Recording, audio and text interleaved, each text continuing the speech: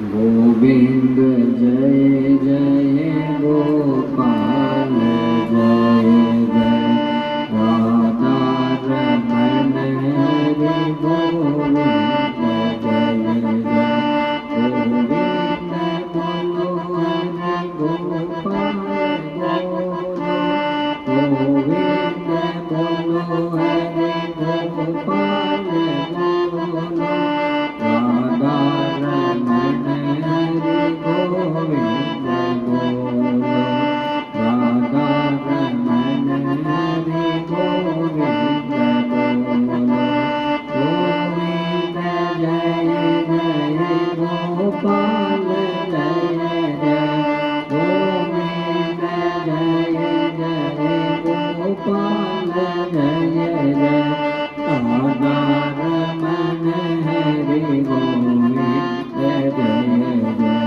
राधा रमण हरि गोविंद जय जय गोविंद बोलो हरि गोपाल बोलो गोविंद बोलो हरि गोपाल बोलो राधा रमण हरि गोविंद बोलो राधा रमण हरि गोविंद बोलो सद्गुरुदेव भगवान की जय भक्तवत्सल भगवान की जय सांवरिया सरकार की जय। परमानंद की बेला भक्तजनों ओमकार ईश्वर श्री ठाकुर जी महाराज माँ भगवती राधा रानी की बहुत बड़ी कृपा और उसी का परिणाम है कि आज हम इस दिव्य अनुष्ठान के पंचम दिवस की बेला में प्रवेश करने जा रहे हैं।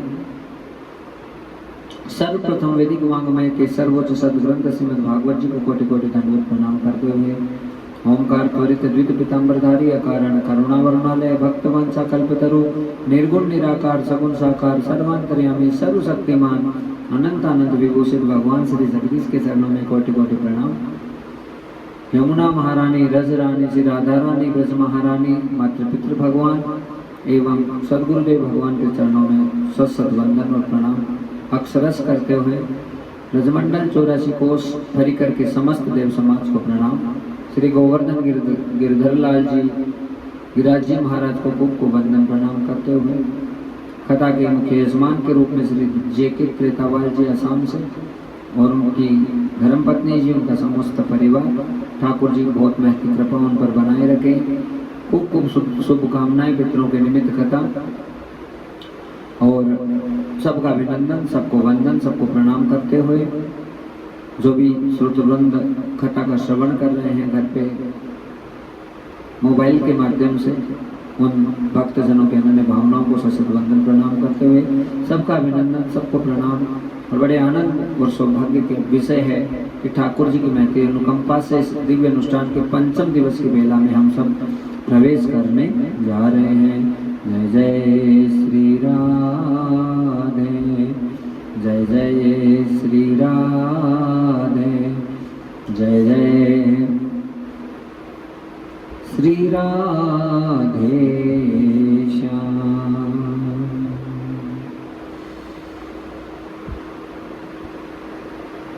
बोलो गोविंद भगवान की जय। पग पग पर वंदन करूं जय जय श्री घनश्याम। पग पग पर वंदन करूं जय जय श्री घनश्याम। तेरी कृपा के बिना नहीं बनता मेरा कछु काम। तेरी करुणा बिना नहीं बनता मेरा कछु अब काम। पग पग पर वंदन करूं जय जय श्री घनश्याम। पग पग पर वंदन करूं जय जय श्री घनश्याम।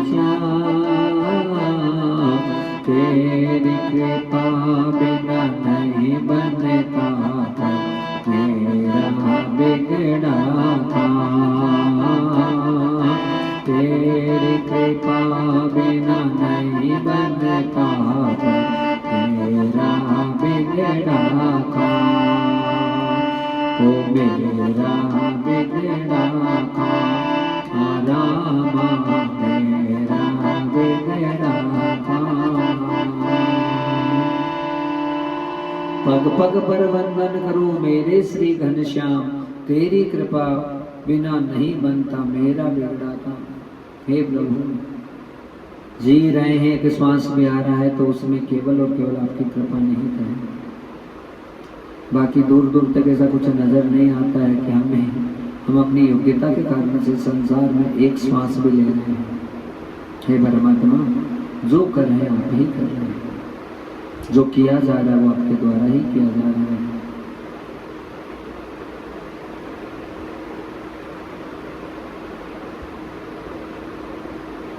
जो रचा जा रहा है आपके द्वारा ही रचा जा रहा है। जो सब आनंद है वो आपका ही है, आपके अलावा कुछ भी नहीं है। हे नाथ, हे करुणा निधान, हे कृपा निधान, बस आपके चरणों की शरणागति प्राप्त हो और निरंतर भाव से आपकी सेवा प्राप्त हो जाए। प्रभु, इससे बढ़कर और हमारे कल्याण का कोई विषय नहीं हो सकता।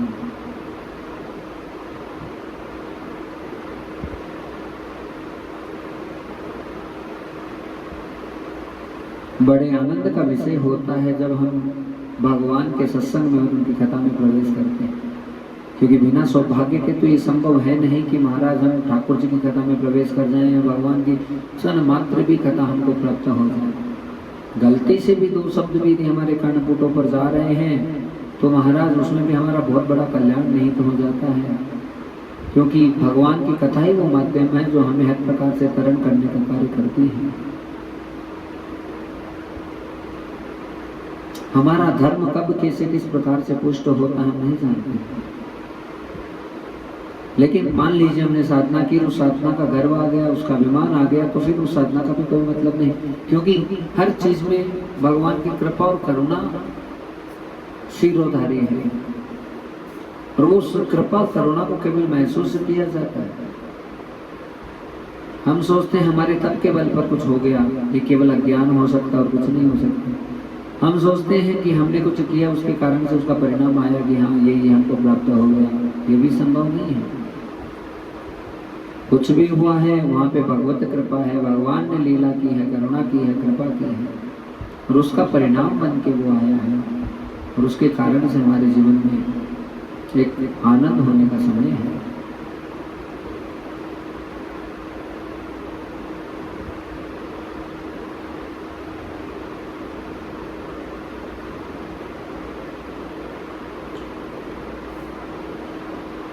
थोड़ा सा भी साधन हमारे द्वारा किया जाता है तो हम ये सोच लेते हैं कि पता नहीं हमने कर दिया।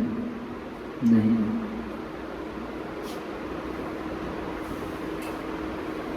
जो कुछ भी जीवन में अच्छा बुरा हाथ आता है वो केवल प्रभु का प्रसाद ही होता है। पर इसमें दो बातें हो जाती हैं भक्तजनों, जो हमारा प्रारब्ध लिखा हुआ है उसके मुताबिक हम किसी चीज को भोग रहे हैं और जीवन में यदि भगवान का भजन नहीं है तो एक दिन हमारा जीवन समाप्त हो जाएगा। पर यदि हमने ठाकुर जी को आगे बढ़ लिया, हर चीजें परमात्मा को समर्पित करते हुए अपने जीवन को निर्वहित कर रहे हैं, आगे बढ़ा रहे हैं, तो उस स्थिति में निश्चित रूप से भगवान ही हमारे जीवन में आकर हमारे जीवन का उद्धार करते हैं। कौन ऐसा है जिसके जग में, जिसके जीवन में कभी तपस्या आई, तप आया, भजन आया, साधन आया और उसे अभिमान ना हुआ, मन में कहीं ना कहीं गुरूर आ जाता है कि हमने कुछ हासिल कर लिया, कुछ प्राप्त कर लिया, लेकिन वो भी केवल मात्र का ज्ञान होता है। आदमी का कर्म ही उसका सबसे बड़ा माध्यम है। आप 1000 अच्छाइयाँ कर लीजिए, एक बुराई करते जाइए, आपके 1000 अच्छाइयाँ कभी दिखाई नहीं देंगी। आप कितने महान से महान बन जाओ, पर हाँ एक बुराई लगी हुई तो उस एक बुराई के कारण से ही आपका पतन हो जाएगा। महाराज, बहुत सुंदर प्रसंग आता है कश्यप ऋषि का। कश्यप ऋषि का प्रसंग आता है, राधा राधा राधा बोलो सांवरिया सरकार की। कश्यप ऋषि है, एक बरगद का पेड़ था, उसके नीचे बैठे थे, साधना कर रहे थे, तपस्या चल रही थी। अब एक बगुली थी ऊपर बैठी थी, उसने बीट कर दिया। कश्यप ऋषि ने टेढ़ी नजर से उसे देखा और देखते हुए बगुली भस्म होकर नीचे गिर गई, क्योंकि उनकी तपस्या थी, उनका तप था। अब ठीक है, नेत्रों से देखा, उस बगुली को भस्म कर दिया। जैसी क्रोधाग्नि जागृत हुई कि वो वहीं पे भस्म हो गई। लेकिन इस बात का मान हो गया कि बस मेरा कार्य तो फटाफट हो जाना चाहिए, नहीं तो मैं किसी का अहित कर दूंगा। अब यही चीज जो होती है जीवन में, यही हमारे नुकसान का सबब बन जाती है। कोई भी साधना, कोई भी आराधना, कोई भी वंदना, कोई भी जो प्रभु प्रसाद हमको प्राप्त हुआ है, उसे केवल और केवल भगवत कार्यों में ही प्रयोग में लेना चाहिए, अन्यथा तो उसका प्रयोग करना ही नहीं चाहिए। हमने कल की कथा में भी कहा था कि महाराज जब भी कोई साधना सिद्ध हो जाए, कोई सिद्धि आ गई, तो उस सिद्धि का प्रयोग ना करके उसका परित्याग कर दोगे, हमको नहीं चाहिए, हमें आवश्यकता नहीं है। हमें आवश्यकता है केवल भगवान के प्रेम की, हमें आवश्यकता है भगवान के ममत्व की, उनकी कारुण्यता की, बस उससे हम प्रसन्न हो जाएंगे।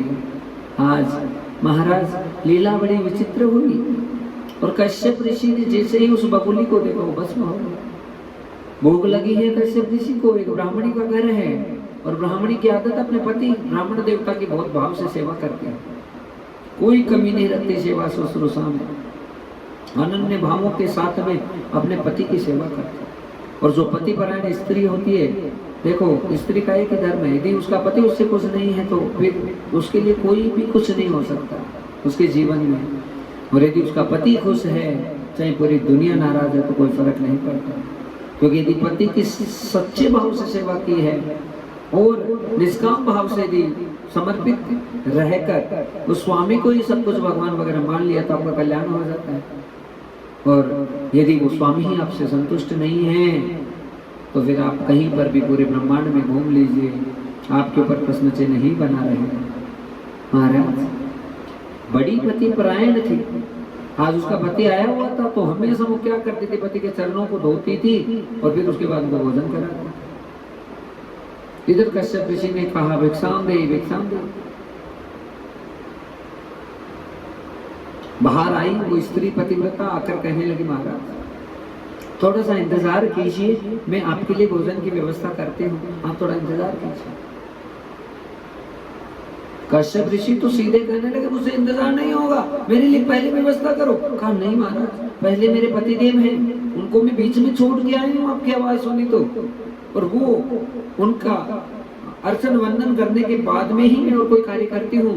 महाराज मुझे क्षमा करो, पहले मेरा धर्म बिगड़ना नहीं चाहिए। हाँ, कश्यप ऋषि तो और क्रोधित हो गए, कहने लगे कि तू ऐसा बोल रही है, ये साधु तुम्हारे घर पे आया, तुम अपने पति को प्रायोरिटी दे रही हो। कहा हाँ महाराज मैं दे रही हूँ, और दे रही हूँ तो मुझे पूरा विश्वास है कि मैंने अपने पति को बहुत अच्छे से सेवा की है। हाथ में कमंडलू से जल लेकर कुछ और करने लगे, तभी कहा महाराज रुक जाओ, आप कितना ही बड़ा श्राप मुझे दे दो, मुझे वो बगुली मत समझना जो पेड़ के ऊपर आपने भस्म कर दिया है, उसको वो मत समझना महाराज। हाँ, यदि मैंने अपने पति की सच्चे दिल से सेवा की है, तो फिर आपके साथ का भी मुझे कोई फर्क नहीं पड़ेगा। हमें पता है आपने बगुली को भस्म किया है। कश्यप ऋषि ने सिर पकड़ लिया, मन में सोचने लगे इस ब्राह्मणी को कैसे पता।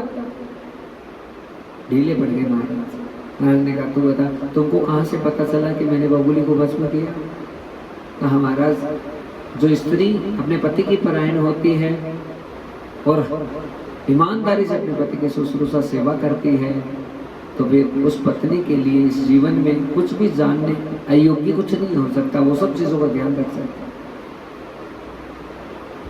और आप ये कह रहे हैं कि मुझे ऐसा ज्ञान कहाँ से प्राप्त हुआ, तो आप बाजार में जाइए, ये फलाने फलाने नाम का कसाई है, उसकी कृपा से मुझे सारा ज्ञान प्राप्त हुआ है, और वो आपकी आंखें और खोल देगा। आप वहां जाओ महाराज, वो बता देगा आपको आगे की सारी बात। कश्यप ऋषि दौड़े दौड़े बाजार में आए, और वो जो कसाई था भक्तजन, वो तो मांस बेच रहा था, बहुत सारे कस्टमर खड़े थे, सबको दे रहा था। कश्यप ऋषि आकर खड़े हो, नाक को पकड़ लिया, भिन्न आ रही है का, इतनी भयंकर घिन आ रही, क्षमा करे, इतनी भयंकर जो है बदबू आ रही है, और इस बदबू के बीच में यहाँ पे खड़े। पर क्या करें, क्योंकि उस ब्राह्मणी ने बोला था कुछ, वहां से ही आपको पता चलेगा कि वो मेरे गुरु कैसे बने। कश्यप ऋषि कई देर तक सहन करने लगे, सहन हुआ नहीं तो जान लगे, तो सहन रोका, क्या रुको महात्मा जी, पता है आप वही हो ना, काम करता सारा बोल रहे जिसने आपके नेत्रों ने बगुली को भस्म कर दिया था। और फिर ब्राह्मणी के पास में गए थे तो ब्राह्मणी पर भी आप कुपित होना चाह रहे थे, फिर उसी ब्राह्मणी ने यहाँ पे माथा पकड़ लिया कि कसाई इसको इतना बड़ा ज्ञान कहाँ से आया। कहा भैया तू तो सारे दिन मांस तोलता है और ये सारा कार्य करता है, तो तुमको ये ज्ञान कहाँ से प्राप्त हुआ कि मैं यही कर्म करके आया हूं। कसाई कहने लगा महाराज क्षमा करना, ये मेरा पुस्तैनी कार्य है, मुझे करना मेरी बहुत बड़ी मजबूरी है, आप मेरे घर पे चलो, आपको सब चीजों का पता चलेगा। कसाई घर पे लेकर आता है, एकदम साफ सुथरा घर, हाँ खुद कभी मांस का भक्षण नहीं किया, पर बेचना उसकी बहुत बड़ी मजबूरी है, वो ये कार्य कर रहा है, फिर भी उसका भाव नहीं कि मैं कार्य करूं। घर पे आया, घर एकदम साफ सुथरा, भगवान की फोटो वगैरह सब लगी हुई है, श्री कृष्ण की, ठाकुर जी की, और बहुत चकाचौंध घर हो रहा है। अचानक कक्ष पे नजर पड़ी, माता पिता को फूलों की सैया दे रखी है, और कहने लगा कि महाराज मेरे सबसे बड़े भगवान मेरे माता पिता हैं, इनका आशीर्वाद लेकर ही मैं यहाँ से निकलता हूँ, इनकी कृपा से ही मुझे सब चीजें प्राप्त है।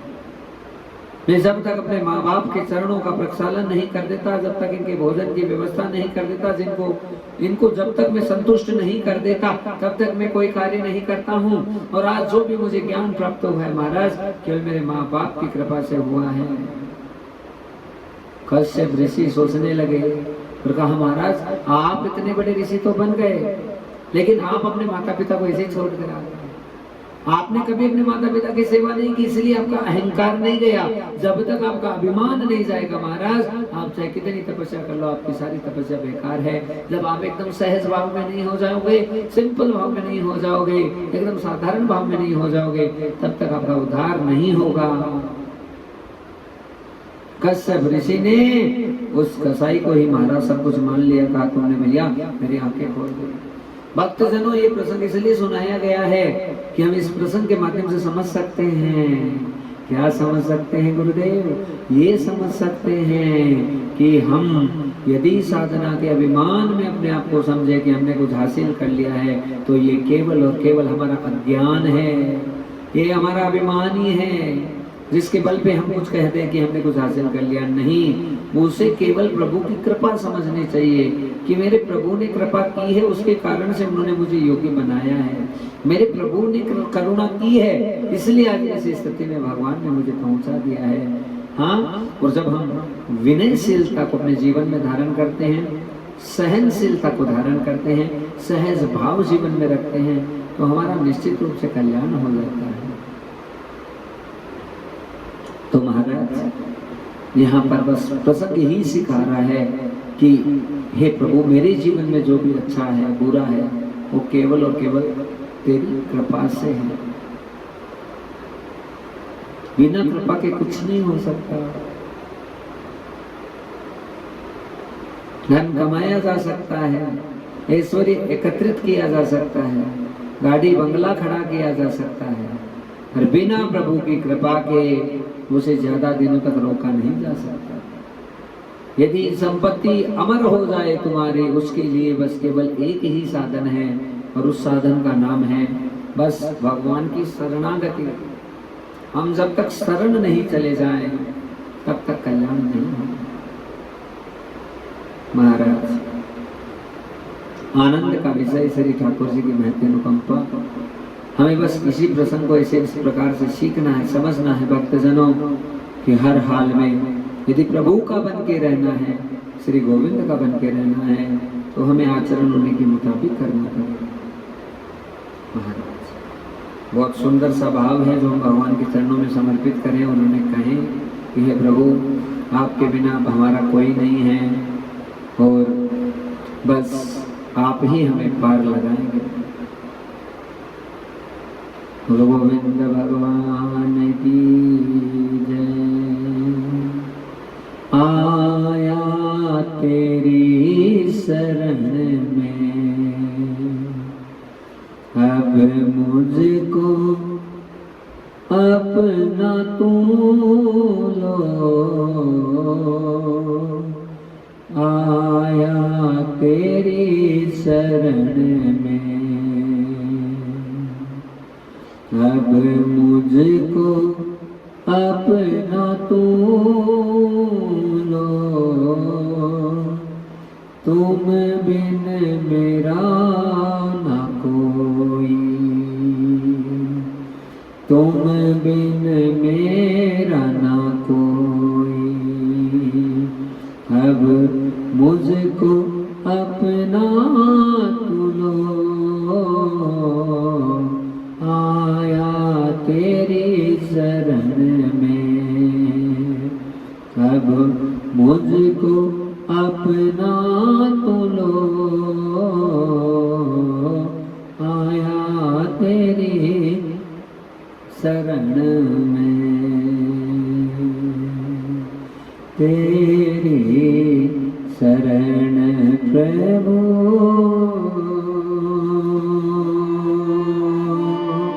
तेरी शरण, तेरी शरण प्रभु, तेरी शरण, तेरी शरण में आया हूँ प्रभु। मैं तेरी शरण में आया हूँ, तेरी शरण प्रभु, तेरी शरण, तेरी शरण में आया हूँ प्रभु। मैं तेरी शरण में आया हूँ, तेरी शरण प्रभु, तेरी शरण, तेरी शरण प्रभु, तेरी शरण।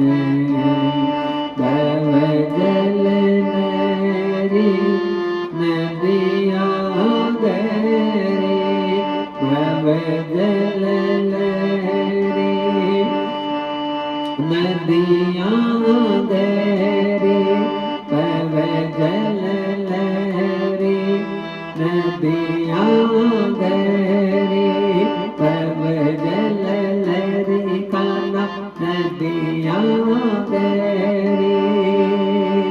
भव सागर भर आया हूँ प्रभु। मैं भव सागर भर आया हूँ, तेरी शरण प्रभु, तेरी शरण।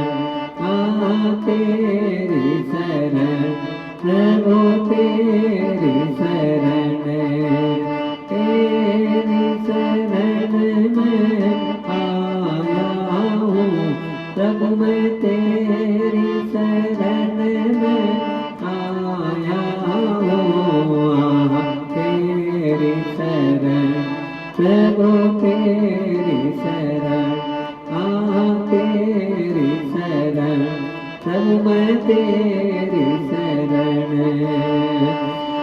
जीवन पथ से मैं भर माया,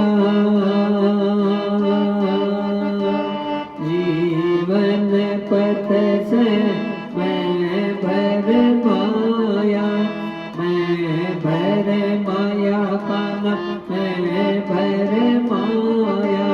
जीवन पथ से मैं भर माया, मैं भर माया कान्हा, मैं भर माया।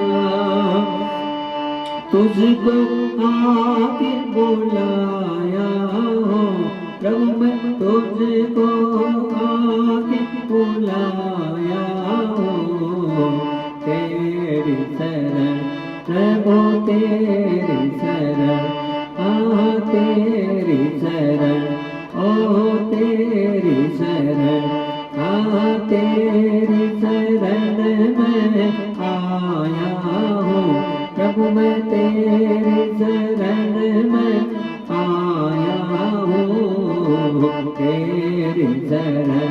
प्रभु तेरी शरण, तेरी शरण, प्रभु तेरी शरण, शरणागत को तू अपनाते,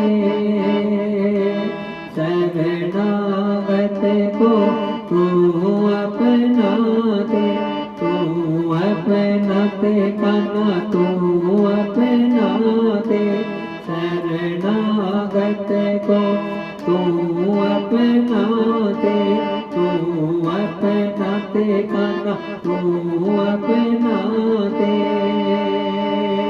जीवन डगर भटकाया हूँ, जीवन पथ भटकाया हूँ, तेरी शरण प्रभु तेरी शरण, तेरी शरण प्रभु तेरी शरण, ओ तेरी शरण में आया हूँ, प्रभु मैं तेरी शरण में आया हूँ, तेरी शरण प्रभु तेरी शरण, ओ तेरी शरण प्रभु जी तेरी शरण, तेरी शरण में आया हूँ, प्रभु मैं तेरी शरण में आया हूँ,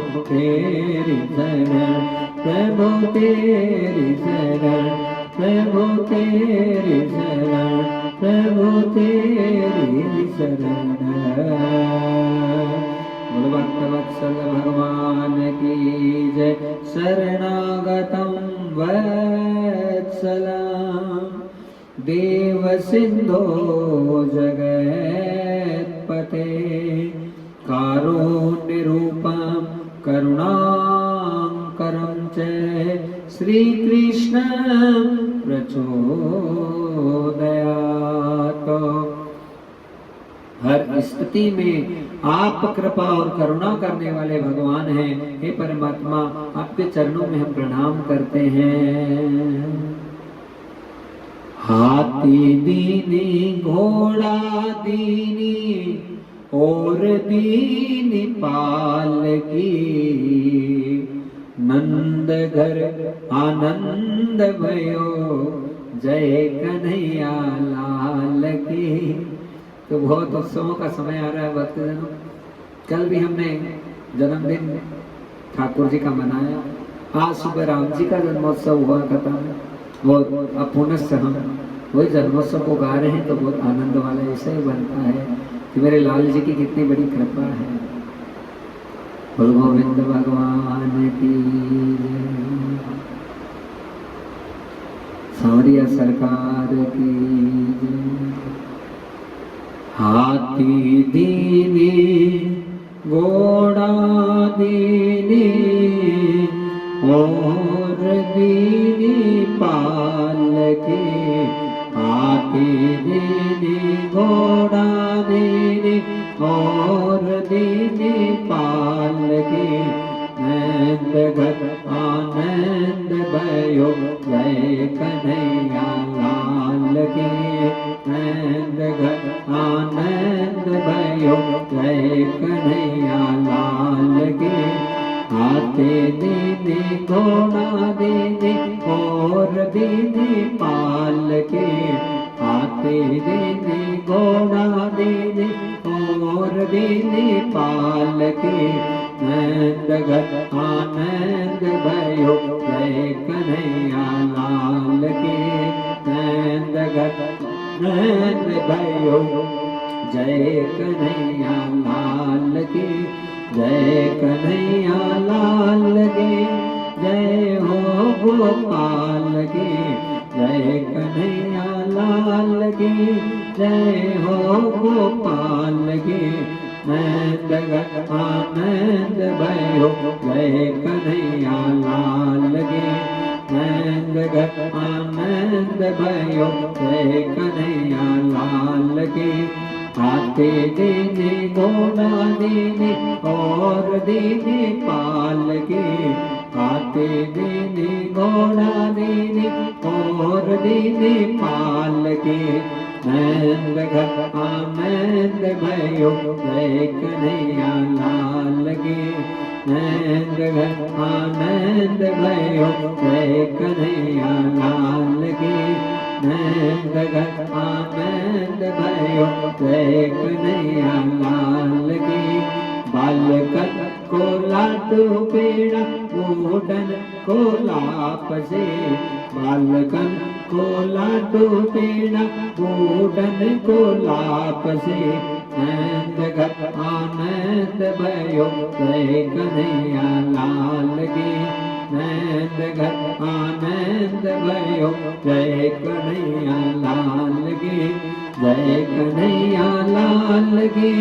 जय हो गोपाल की जय कन्हैया लाल की जय हो गोपाल की नंद घर आनंद भयो जय कन्हैया लाल की नंद घर आनंद भयो जय कन्हैया लाल की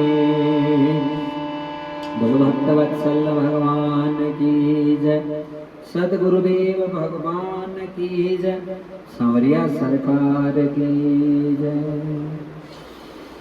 महाराज बड़े आनंद से श्री ठाकुर जी का प्राकट्य हुआ है।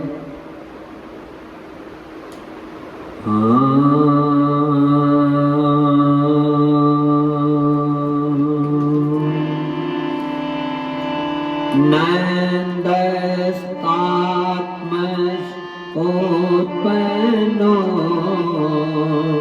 जाता लादो मामना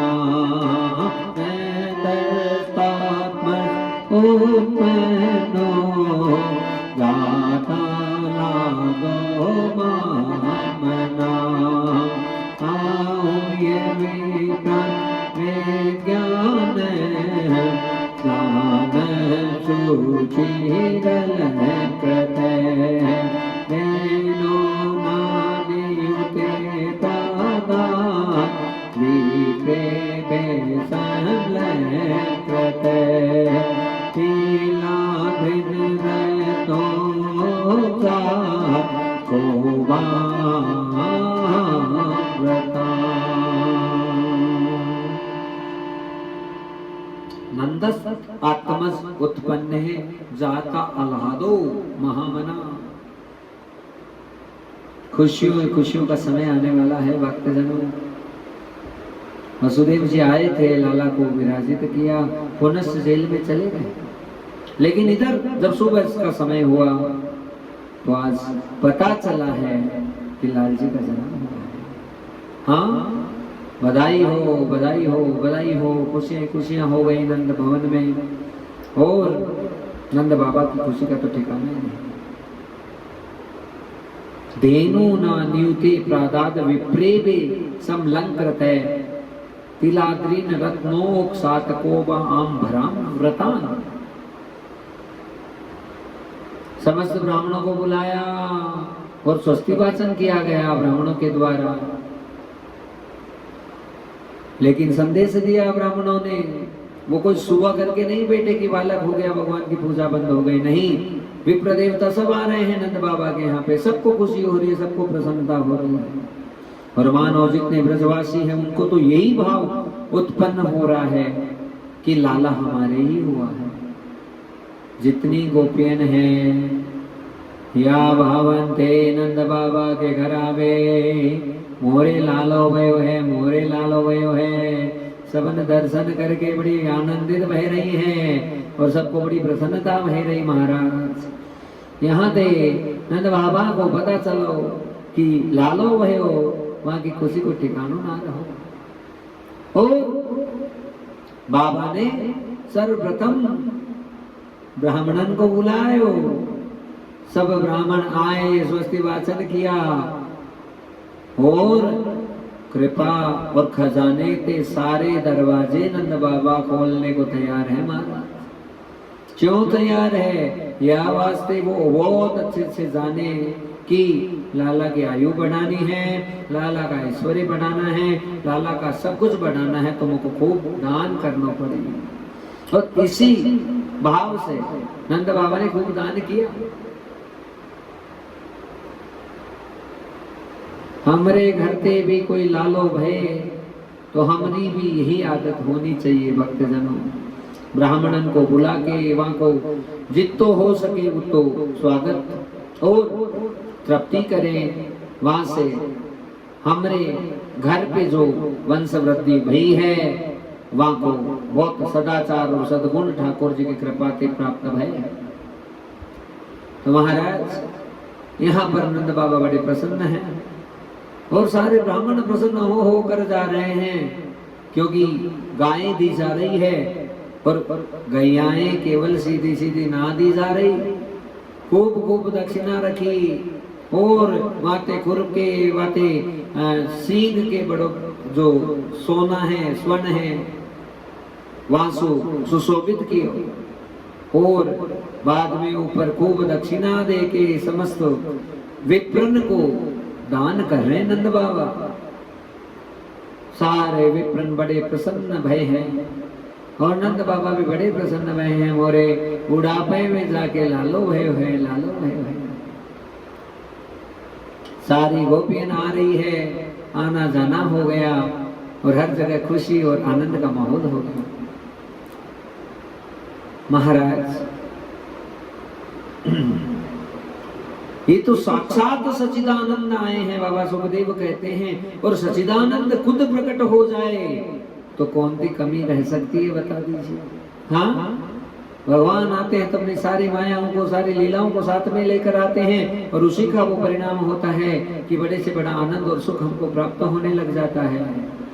सारे देवताओं में चटपटी मच गई, दर्शन करें दर्शन करें दर्शन करें।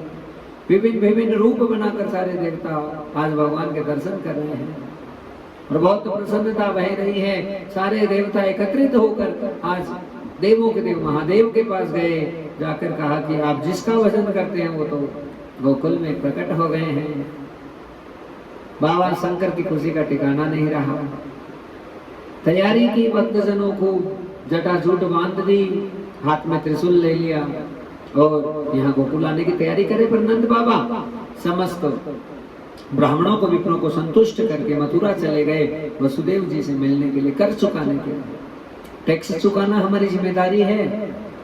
यदि सरकार ने जो टैक्स निश्चित किया है और उसका हम अक्षरश पालन करते हैं तो हम अपनी संपूर्ण जिम्मेदारियों को निभा रहे हैं, क्योंकि राष्ट्र के प्रति हमारा धर्म है कि हम जो कर बने उस कर को हमारे भारत देश की सेवा में समर्पित करें, ताकि सड़क है, जल है, बिजली है इत्यादि कार्य अच्छे से हो सके, सबको आनंद प्राप्त हो। तो कंस का वार्षिक कर चुकाने के लिए नंद बाबा को तो मथुरा जाना पड़ा और वहां पे वसुदेव जी से मुलाकात होगी तो भी उनके नयन भर रहे हैं बस केवल एक ही बात से, क्योंकि याद तो कन्हैया की आ रही है कि मैं घर पे लौट जाऊं। पर वसुदेव जी भी रुदन कर रहे हैं कि आपका बालक तो स्वस्थ है और जानते हैं वो भी बालक किसका है, लेकिन कैसे वसुदेव जी के भाग हैं कि उनको कन्हैया का सौभाग्य बचपन की अवस्था में उन्हें पालित करने का नहीं प्राप्त हो पाया। एक बालक नहीं हुआ है। हमने बहुत सारी कथाओं में कहा है, भक्तजनों बड़े बड़े विद्वजन संत महापुरुष जो भागवत के चिंतन और मंथन में रहते हैं वो भी यही बात वो कहते हैं कि एक बालक नहीं हुआ। आज भी चैलेंज है, गोपियां चैलेंज करके कहती है कि नंद नंदन श्याम सुंदर ना तो कभी वृंदावन छोड़ के गए हैं ना कभी जा सकते हैं। वो तो हमेशा ही मौजूद है, वो भी एकदम सत्य है, इसमें तनिक भी भ्रमित होने की आवश्यकता नहीं है। हाँ, दो बालक हुए महाराज और दोनों बालक एक हो गए फिर, क्योंकि देवकी के जो बालक हुआ और जब वसुदेव जी ने उस बालक को यहाँ यशोदा के पहुंचाया तो यशोदा ने भी पहले से एक बालक को जन्म दिया है। हाँ, वसुदेव नंदन जो, और या कहे कि देवकी नंदन जो बालक है आज यशोदा नंदन बालक में परिणित हो गया। हाँ, और इस बात को क्यों कहे, क्योंकि ब्रज की लीलाएं तो आज तक भी वैसे ही चल रही है और आज भी भगवान वही मौजूद है, यही मौजूद है और वैसे ही लीला कर रहे हैं। ये बात एकदम पक्की है भक्तजनों, इसमें तनिक कोई फुसलाने वाली बात नहीं है। क्योंकि आगे की जो युद्ध की जितनी भी लीलाएं की, मथुरा में कंस का वध किया, जरासंध से युद्ध किया, द्वारिका में जाकर लीलाएं की, महाभारत के युद्ध की जो समस्त लीलाएं हैं वो देवकी नंदन श्याम सुंदर ने की है। और हमारे नंद नंदन श्याम सुंदर यहाँ ब्रजमंडल में आज भी मौजूद है। कन्या को लेकर चले गए वसुदेव जी, यहाँ पर 2 बालक मानो एक ही बालक में परिणित हो गए और बड़ा सुख प्राप्त हुआ है। माता यशोदा को कि बालक का दर्शन किया, यहाँ पर खुशियों का ठिकाना है नहीं। भक्तजनों सब बहुत प्रसन्न हो रहे हैं और अब देवों के देव महादेव भी बड़े प्रसन्न होने वाले हैं। आज हमारे लाल जी केवल 4 दिनों के हुए हैं और उसी समय आज देवों के देव महादेव का गोकुल में आगमन होने का समय आया है। महादेव जी पूछते पूछते आज यशोदा जी के घर के पास में खड़े हो गए। अलग निरंजन गोपियों ने देखा, 2-4 तो मूर्छित होकर गिर पड़ी। 1-2 गोपी दौड़कर यशोदा जी के पास गई कि बड़ा खतरनाक बाबा जी आया है और जब से लाला हुआ है तब तक मांगने वालों की कमी नहीं है। कोई किस प्रकार से दान किया जा रहा है, कोई कैसे पुण्य बढ़ाए जा रहे हैं, किए जा रहे हैं महाराज। और अब यशोदा को यही भाव है कि यदि कोई बाबा जी आया तो आंखों का कुछ ना कुछ सामान चाहिए। यशोदा कहने लगी ललिता ने को, थाली भर के बाबा की झोली भर दे हीरे मोतिन से।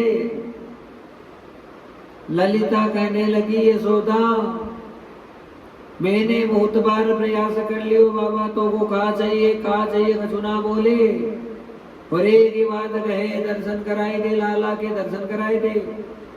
अब यशोदा हमरो लालो छोटो सो बाबा जी बड़ो डरावने और इतो डरावना बाबा जी और वहां के सामने हमरो छोटो सो ने 100 लालो जावे को और वो डर जाए कोई सुधा तो फिर खा हो गो। यशोदा मुँह तो को कहूँ कछु भी हो जाए, चाहे कितनी बार वो बाबू कहे कि दर्शन करवाए दे ना करवाइयो। यशोदा कहने लगी मुंह देखूं कौन बाबा जी है। यशोदा बाहर आई, जाकर जैसे ही शंकर जी के शिव जी के ऊपर नृत्य पड़े, यशोदा भी एक बार चक्कर खाकर गिरने लगी। पकड़ा महाराज दरवाजे को, संभालने लगे अपने आप को। बाबा जी तो वो कहा चाहिए अलग निरंजन। शंकर भगवान कहने लगे कि मुझको तो बस लाला के दर्शन करा दो। बाबा तो कहा बात करे, दर्शन कैसे होंगे लाला के? हाँ बाबा लाला भी 4 दिन का बया है। यू तू नेक मान बाबा की मुंह तोरे सामने उठकर भी आ गई, मोरी भी स्थिति ना थी बाबा, प्रसव से आए हूँ और तू कह रहे है मोरो 4 दिन को लाला बाबा को दर्शन कराऊं। बाबा जब तक मोरे लाला का छठी पूजन ना बहेगा तब तक तो को लाला का दर्शन नहीं होगा। यशोदा मैं बड़ी दूर से आया हूँ, दर्शन करा दे। यशोदा तो एक ही बात पे अड़ गई, बाबा जी वो तो को कितनी बार समझाए दियो, तो को हीरा चाहिए ले जा, मोती चाहिए ले जा, सोना चाहिए ले जा, चांदी चाहिए ले जा, जो तो को चाहिए वो ले जा। पर बाबा जी तो को लाला के दर्शन करना है तो को 2 दिन का इंतजार करना पड़ेगा, ऐसे नहीं होगा। अब तो शिव जी भी जिद करके बैठ गए, यशोदा बड़ी दूर से आया हूँ, थका हूँ, माना हूँ, देख ऐसा मत कर, मुझे लाला के दर्शन कराए दे, मैं ज्यादा नहीं रुकूंगा, वापस चला जाऊंगा। यशोदा तो करे ना बाबा जी ना, मुँह तो को लाला के दर्शन ना करा। हाँ मोरो में 100 छोटो सो लालो बाबा जी तो हुलियो तो देख, इतो डराव ना सुनो, मोही डर रही हो बाबा जी तो मोरे लाला को का हाल भाई को या वास्ते आप जाओ। शंकर जी ने कहा नहीं यशोदा मेरा भी निश्चय पक्का है, जब तक मुझे लाला के दर्शन नहीं होंगे तब तक मैं नहीं जाऊंगा। और महाराज त्रिशूल रोक दिया और झोली में से शंख निकाला भगवान शंकर ने और तेज आवाज में शंख बजाने लगे।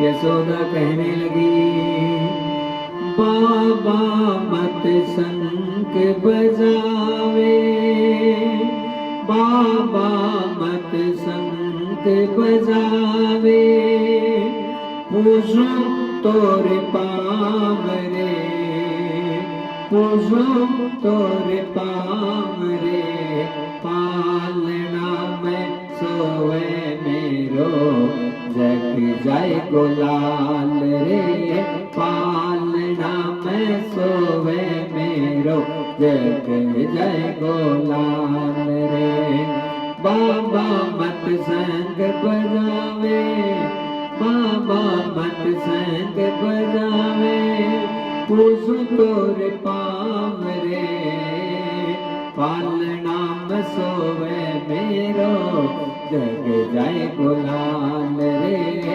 पालना में सोवे मेरो जग जाय गोलाल रे पालना में सोवे मेरो जग जाय गोलाल रे। यशोदा कह रही बाबा जी संग के धवनी ना करो मोर लालो जग जाएगो पर को कष्ट हो जाएगो पर बाबा वो तोरे भाव जानो तू तो बाबा दर्शन करके अपनी गेल पकड़ जाएगो तू तो बाबा दर्शन करके अपनी गेल पकड़ जाएगो तेरे रूप को देख के बाबा मेरो लाला डर जाएगो तेरा रूप को देख के बाबा मेरो लाला डर जाएगो है तू बड़ो प्यारो प्यारो जग से तू न्यारो न्यारो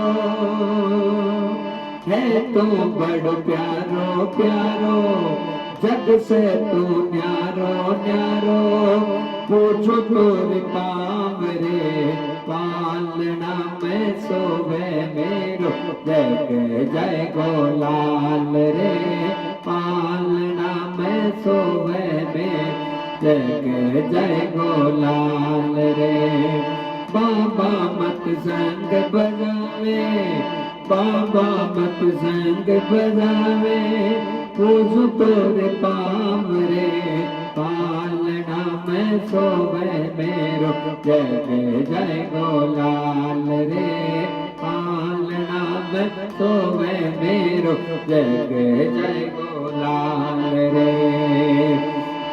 ये बाबा जी आप तो दर्शन करके चले जाओगे पर मेरे लाला का क्या होगा महाराज आप निकलो बाबा जी जाओ इतको ते आपको लाला के दर्शन ना बहेंगे। हाँ शंकर जी उदास हुए नीचे से उतरे उसी समय लाला तो जोर जोर से रोने लग गया क्योंकि भक्त और भगवान का जब वियोग का समय आता है तो भगवान भी बर्दाश्त नहीं कर पाते हैं भक्तजनों और शंकर भगवान से बड़ा भक्त कौन होगा। बड़ी सुंदर लीला हुई लाला रोने लगा और यशोदा तो घबरा गई सारे साधन कर रहे हैं कि लाला क्यों रो रहा है तो यशोदा कहने लगी कौन सी में मार दियो री तो ना अजी मेरो बचलो श्याम सलोना कि कौन सी में मार दियो री तो ना अजी मेरो बचलो श्याम सलोना बचलो श्याम सलोना सकीरी बचलो श्याम सलोना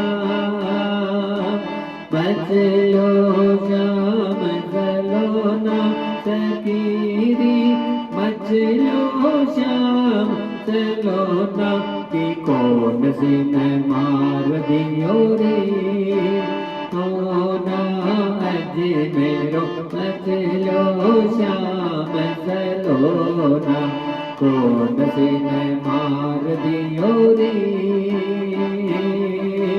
तो ना अजी मेरो बचलो श्याम सलोना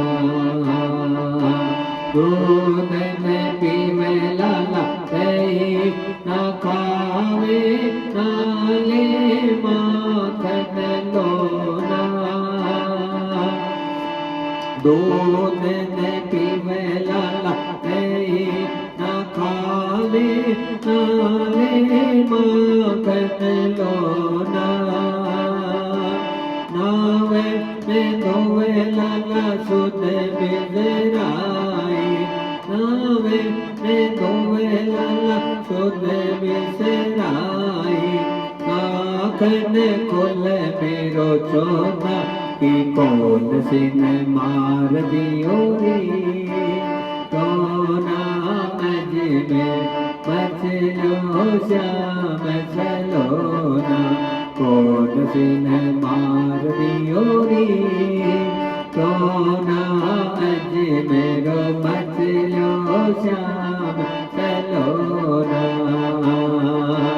बोले ललिता और विशाखा जसोदा मात सुनो ना,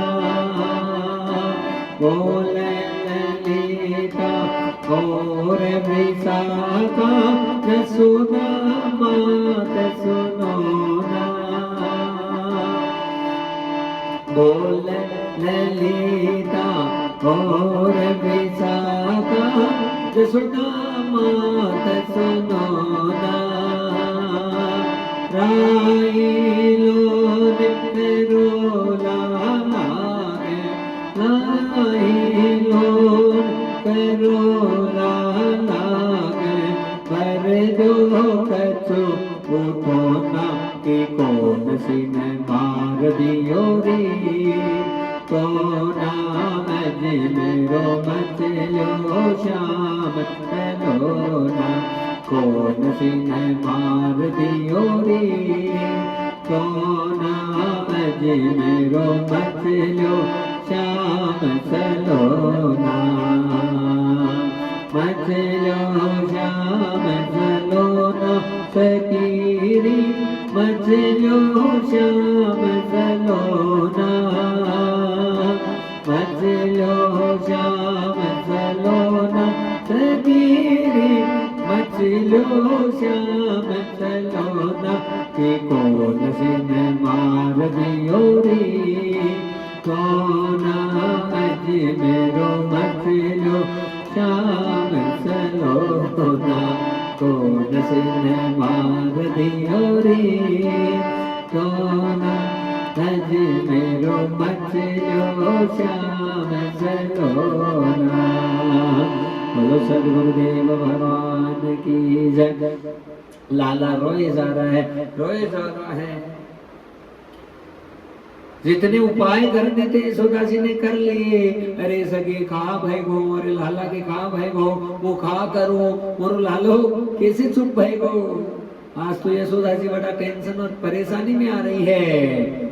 इतनी देर में पूर्णमासी आई, कहने लगी अरे यशोदा तू ना जाने तोरे घर के बाहर बाबू खड़े हुए मंत्र फूंक रहे हैं और वहां का मंत्र कोई प्रभाव है। यशोदा क्यों लालो तो रो रहे हुए। मौसी मुँह कहा करो मोरो लाला चुप भय। यशोदा ने तो को जितने उपाय आते थे तो ने कर लिए। कुछ फायदो भयो नहा भयो मोसे ना देखो जाए मोरे लाला को। हाँ कैसे चुप है को कैसे चुप। अरे यशोदा मुँह तो को बताऊं मुँह देख के आई हूँ। जो बाबा जी तोरे द्वार पे खड़ो वो कोई साधारण बाबू ना है, अरे बड़ो सिद्ध बाबू है। यशोदा यदि वो दर्शन की जिद कर रहे है तू यो काम करवाई दे।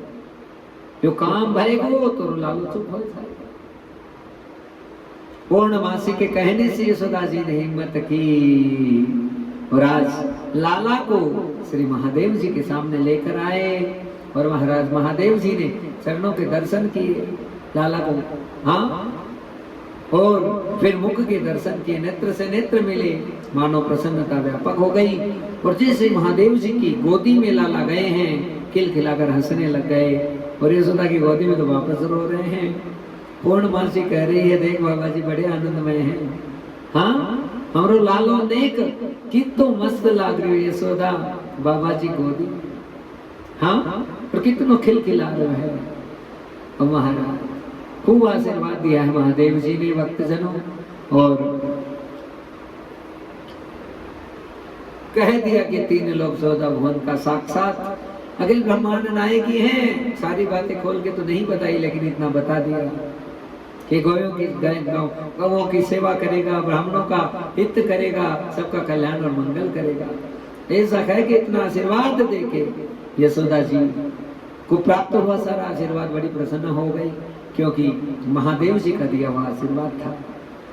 वापस महादेव जी कैलाश पर पहुंचे, माता पार्वती को सारी सूचना दी, उनको बड़ी ग्लानि हुई कि हे स्वामी मेरे को भी दर्शन करवाए दे।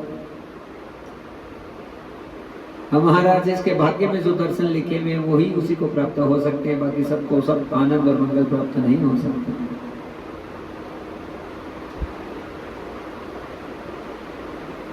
तो बड़ी सुंदर लीला हुई भक्तजनों।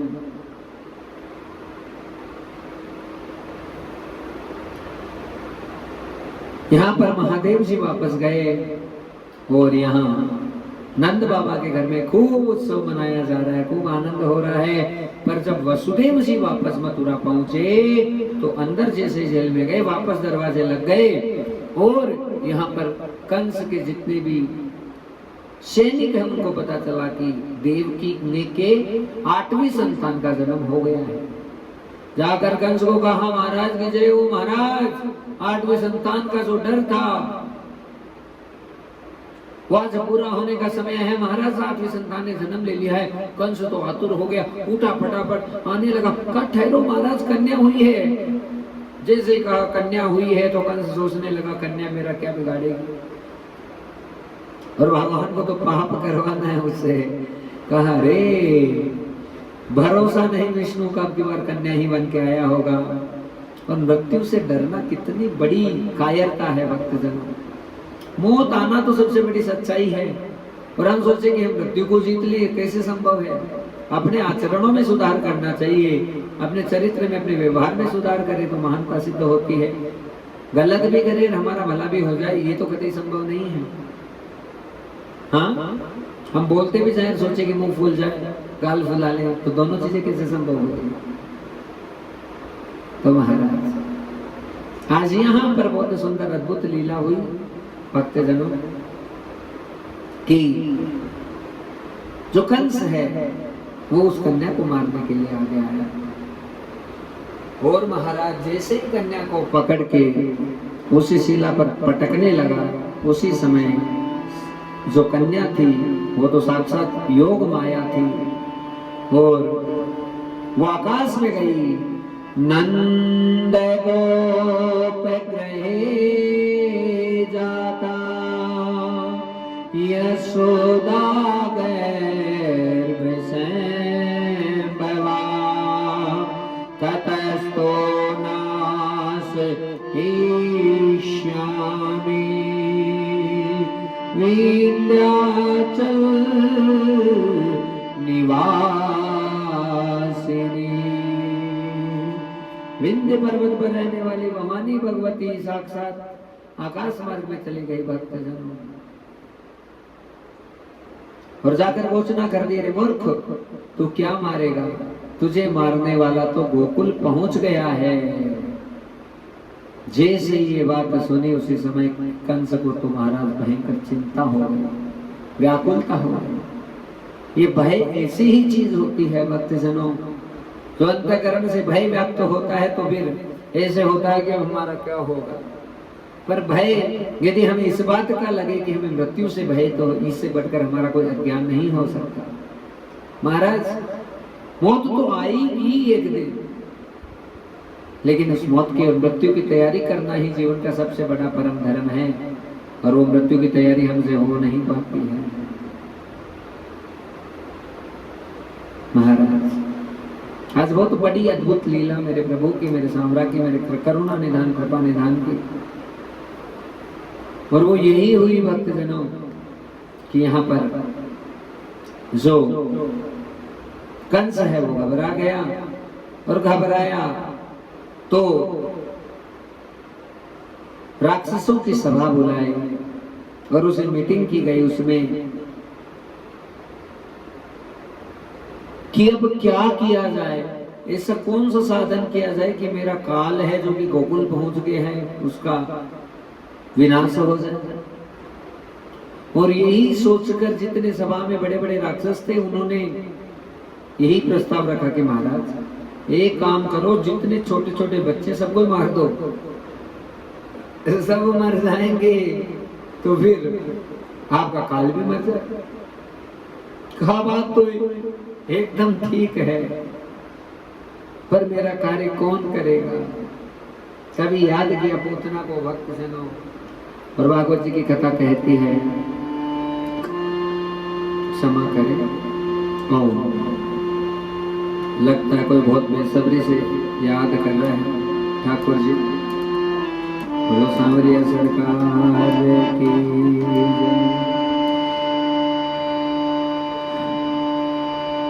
कंसेन प्रईता घोरा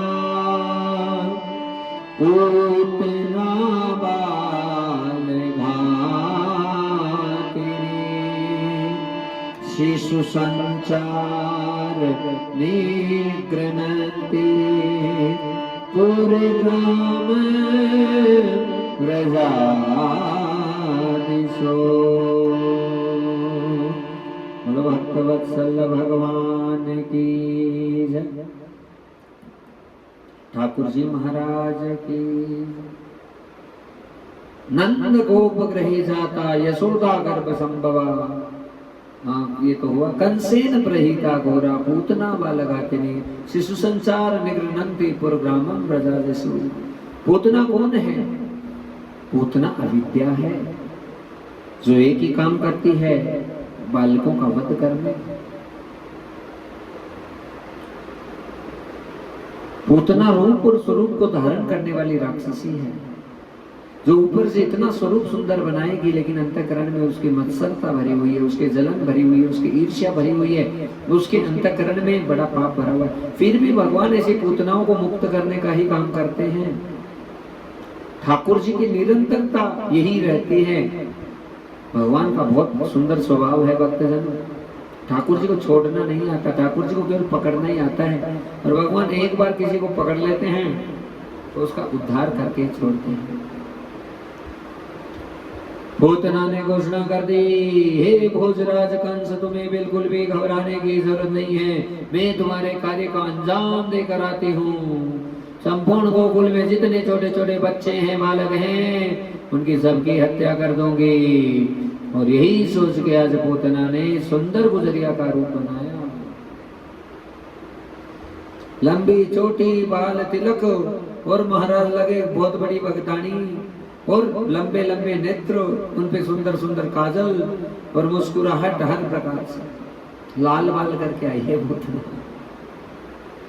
भक्तजनों, यहाँ पर कोई हंसने का विषय नहीं है, पर यदि हम कोई आडंबर करते हैं कि बाल लाल कर लिए, या हमारा नेचुरल जो थिंग्स है जो भगवान ने प्रदान किया उसमें उस रूप में कोई भी छेड़छाड़ करते हैं, तो ये आसुरी प्रवृत्ति को बढ़ावा देने वाली सब चीजें हैं।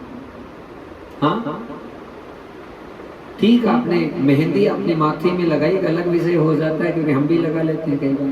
तो मैं नहीं कहेंगे लाल बाल हो गए गुरुजी, आप भी तो कर दो, नहीं। हम तरह तरह के जो फालतू के कलर आते हैं उन्हें अपने सिर में धारण कर ले। हाँ महाराज, ये लाल बाल भी असुरी, और कोई भी रंग लगाना केवल लाल बालों की बात नहीं है। ऐसे रंगना अपने बालों को तरह तरह से, ये भी असुरी प्रवृत्ति को बढ़ावा देता है। ये राक्षसी ढंग है। और मान लीजिए, क्षमा करें यदि किसी को तकलीफ हो हमारे शब्दों से, पर हम जब अपने होठों को रंगते हैं और कपोलों के ऊपर कई प्रकार का मेकअप लगाते हैं, तो ये भी महाराज असुरी प्रवृत्ति को बढ़ावा देने वाला विषय है। अरे हमारे अधर हैं वो एकदम ओरिजिनल रहने चाहिए, चाहे जैसे भी हैं, ठाकुर जी ने दिए हैं। हाँ, हम कभी कदापि तांबुल खा लिया, पान खा लिया, उसकी जो लालिमा आती है वो तो अद्भुत लगती है, वास्तविक चमक आती है। लेकिन हम आर्टिफिशियल तरीके से रोज रंग लेते हैं होठों को, तो ये आनंद का विषय नहीं हो सकता। हाँ, पर इसका मतलब ये नहीं कि हम किसी श्रृंगार का विरोध कर रहे हैं, पर लीपापोती नहीं होनी चाहिए। आप जैसे हैं वैसे के वैसे रहिए। आपकी सुंदरता बढ़ेगी तो अध्यात्म से बढ़नी चाहिए, आपकी सुंदरता बढ़े तो महाराज भजन से बढ़नी चाहिए, आपकी सुंदरता बढ़े तो महाराज आपके सत्संग और कीर्तन से बढ़नी चाहिए, नाम जप से बढ़नी चाहिए, कि आपके कपोल अपने आप चमकने लग जाए। हाँ, इतना सारा श्रृंगार करके किसको प्रसन्न करना चाहते हो? आपसे कोई प्रसन्न नहीं हो सकता महाराज। श्रृंगार नेचुरल होना चाहिए, प्राकृतिक होना चाहिए। जो दिया है भगवान ने उसे मेंटेन कर लो। जैसा हो, आप बुरे हो भले हो, जैसे हो, जो आकृति दी है भगवान ने, वो आकृति जो प्राप्त हुई है उसे बस नॉर्मल तेल साबुन लगाना एक अच्छा विषय है, उसमें कोई विरोध नहीं है। और विरोध इस बात का भी नहीं है, पर वो आसुरी प्रवृत्ति है। अब हम उसे यूज करें ना करें हमारी मर्जी है। यहाँ पर और श्री धाम वृंदावन में देख लीजिए, हम किसी की तारीफ करें ना करें, लेकिन अब देखते हैं महाराज कि इतनी माताएं जो केवल भक्ति भाव को धारण कर रखा, कोई श्रृंगार नहीं, कोई इसे दिखाने का विषय नहीं, एकदम सिंपल साधारण। हाँ, श्रृंगार अवश्य करना चाहिए। माता जो शादीशुदा है उसे ठाकुर जी के नाम का सिंदूर लगाने का अधिकार है, तिलक लगाने का अधिकार है। एक जिसके नाखून बड़े हैं, जिसके बालों में रंग हो गया है, और जो बार बार अपने अधरों को रंगने का कार्य करती है, वो आसुरी प्रवृत्ति है। तो उस प्रवृत्ति को सुधारने की आवश्यकता है। हमें भी बड़े बड़े महाराज करोड़पतियों के घर में जाने का मौका मिला है, तो उनके बाथरूम में हम देखते हैं कि तरह तरह के रंग और तरह तरह के इतने साधन पड़े हैं। हालांकि कोई ये विषय नहीं है कि हम उसे चलाकर देखते हैं, पर नजर पड़ ही जाती है। हमें तो क्या चाहिए, बस एक साधारण साबुन मिल गया, नहा लिए, बस तेल लगा लिया, हो गया काम।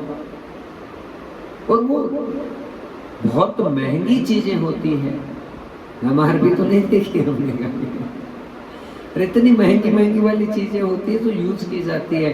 अरे उन्हीं ही पैसों को जो हम ये प्रसाधन की सामग्री में अपने लाखों करोड़ों रुपए बर्बाद करते हैं, उसका हिस्सा यदि हम गौ माता का पेट भरने के लिए करें, हाँ, तो पितृ पक्ष की कथा सफल हो जाएगी। हमारे सारे पितरों का तरण हो जाएगा, तर्पण हो जाएगा। यदि गौ माता के लिए वो जो फालतू का पैसा जा रहा है, करोड़ों करोड़ों रुपए, लाखों लाखों रुपए प्रसाधन सामग्री, सौंदर्य सामग्री के ऊपर, उसे बचाकर यदि गौ माता का पेट भरे, और ध्यान से सुनना, 100 विप्रों को जमाना, जिमाना और श्राद्ध पक्ष में गौ माता को भोजन कराना बराबर होता है।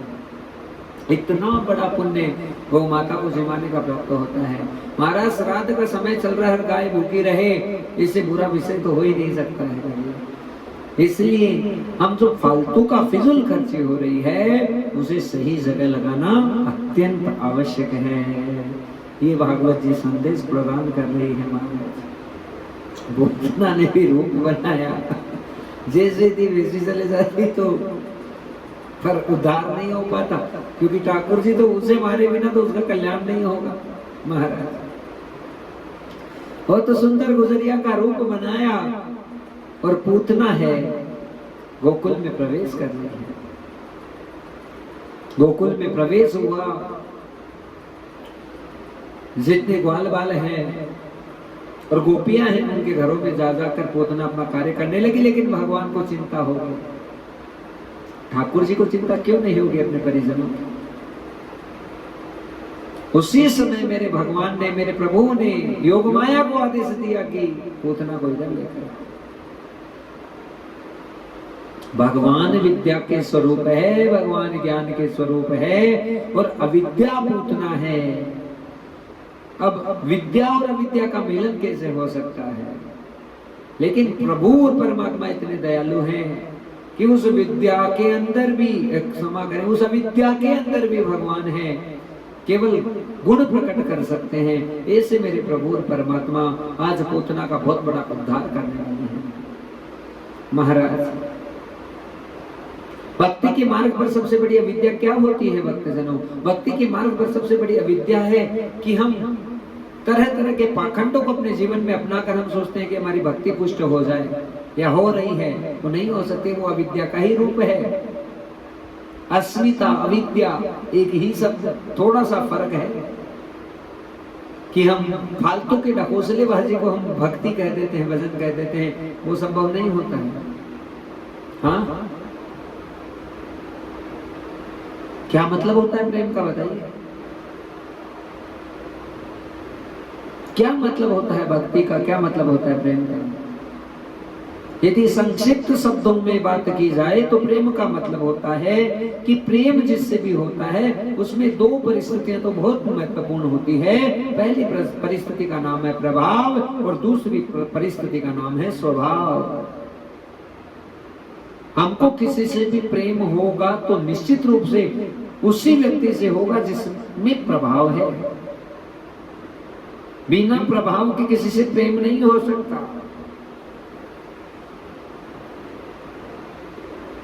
और भगवान से बढ़कर प्रभाव इस संसार में किसके पास में हो सकता है? किसी के पास नहीं हो सकता। और मान लीजिए प्रभाव बहुत ज्यादा है पर स्वभाव अच्छा नहीं है, तो फिर प्रेम होने का क्या वजूद है, बता दीजिए। हाँ, प्रभाव बहुत अच्छा है लेकिन स्वभाव काम का नहीं है, तो फिर क्या काम? फिर भी प्रेम नहीं हो सकता। और दोनों चीजों को यदि पुष्ट करें, प्रभाव और स्वभाव जब दोनों अच्छा हो जाए तभी प्रेम की पराकाष्ठा पुष्ट होती है। और वो प्रभाव और स्वभाव यदि मिलता है तो केवल और केवल मेरे गोविंद में मिलता है, मेरे ठाकुर जी में मिलता है, मेरे हरि में मिलता है, जो अकारण करुणा करते हैं। कर तुम सर्वता, कर तुम सर्व समर्थ स ईश्वर है। अहेतु भाव से जो कृपा करते हैं, बिना देखे हुए वो केवल मेरे भगवान हैं। महाराज, पूतना का आगमन हुआ और उसी समय गोपियों ने इतनी सुंदर गोपी को देखा, यशोदा को जाकर कहा। और यशोदा जब जैसे ही पूतना से बातें करने लगी है तो ठाकुर जी ने तो रुदन प्रारंभ कर दिया जानबूझ के। नहीं चाहते भगवान की यशोदा मैया है ज्यादा देर पूतना के पास खड़ी रहे, क्योंकि दुर्जन की संकट बुरी भलोसाई को त्रास। अरे साधु के मुख से गाली भी निकल रही है तो भी वो घी की नाली हो जाएगी, तुम्हारे जीवन में एक आनंद आ जाएगा। हाँ, लेकिन महाराज किसी दुष्ट पुरुष के यहाँ से आप कितना ही घी खा लो, कितना ही मेवा मिष्ठान खा लो, आपके अंदर नहीं लगने वाला है। एक दिन आपको बहुत बड़े विनाश का विषय आपके जीवन में बन जाएगा। लेकिन यदि संगति आपने साधु की है तो आपके बड़े से बड़े अपराध खत्म हो जाएंगे। पापी तो हैं और पाप निरंतर कर रहे हैं, ज्ञान में हो अज्ञान में हो पाप तो हो रहा है। करोड़ों करोड़ों सत्संग सुन ले फिर भी ज्ञान प्राप्त ना हो तो इससे बड़ा तो क्या ज्ञान और दुर्भाग्य होगा। बहुत सारे लोग ऐसे तो 4-4, 5-5 सालों से सत्संग सुन रहे हैं फिर भी जू तक नहीं रेंगती महाराज। फिर क्या मतलब उस सत्संग के सुनने का, बता दीजिए। सत्संग तो वो ही कार्य करता है कि हाथों हाथ तत्काल भाव से हमारा जीवन परिवर्तन की तरफ जाए। ना हमारा प्रभाव हो रहा है, ना हमारा स्वभाव सुधर पा रहा है, तो फिर हम प्रेम के लिए कैसे कह सकते हैं कि गोविंद हम तुमसे प्यार करते हैं, ठाकुर जी हम तुम्हारे हैं। संदेह हो जाता है भक्त जनों। आज जो है पूतना तैयारी करने की लाला के पास पहुंची। यशोदा मैया जैसे ही दौड़कर जाने लगी, पूतना पीछे पीछे आने लगी। और उसी समय बड़े बड़े संत विद्वजन कहते हैं कि भगवान ने नेत्र बंद कर लिया। अब भक्तजनों, भगवान ने नेत्र बंद क्यों किए? भगवान ने नेत्र बंद इसलिए किए कि वो जानते हैं कि ये दुष्टा है, इसका स्वभाव अच्छा नहीं है, ना इसका कोई ऐसा प्रभाव है और ना इसके दर्शन करने से मुझे कोई लाभ होने वाला, इसलिए भगवान ने नेत्र बंद कर लिया। अथवा ठाकुर जी के जो नेत्र हैं, एक में सूर्य है एक में चंद्रमा है, वो भगवान के दोनों द्वारपाल है। जैसे ही दुष्ट आने लगी तो उन्होंने पलकें गिरा दी और कह दिया प्रभु ये देखने लायक नहीं है, इसलिए भगवान ने नेत्र बंद कर दिया। अथवा भगवान की पलकों के ऊपर निमी, राजा निमी है, उसे पलकों में स्थान दिया है। उस निमी को पता चल गया कि ये आई है और निमी ने, भगवान ने आगे बंद नहीं की बल्कि निमी ने जो पलके थी उन्हें नीचे प्रस्तुत कर दिया कि इसके दर्शन न हो, इसलिए भगवान ने नेत्र बंद कर लिया। अथवा ठाकुर जी को पता है कि ये दुष्टा है, गलत भाव से आई है, और भगवान के अंतःकरण में बहुत सारे जीवात्मन है। क्यों है? क्योंकि पूरे ब्रह्मांड के नायक भगवान हैं, और एक नहीं करोड़ों करोड़ों ब्रह्मांड जब अंदर है तो सारी जीवात्माएं भी भगवान के अंदर ही है। सब जीवात्माएं कह रहे प्रभु ये आपको विष मिलाने आई है, और आपके अंतःकरण में विष जाएगा तो हमें भी नुकसान हो जाएगा। हाँ, इसलिए ठाकुर जी नेत्र बंद करके उनको कह रहे हैं कि तुम चिंता मत करो, मैं विष भी पी लूंगा लेकिन तुम्हारा बाल में बांका नहीं होने दूंगा। इसलिए भगवान ने नेत्र बंद कर लिया। अथवा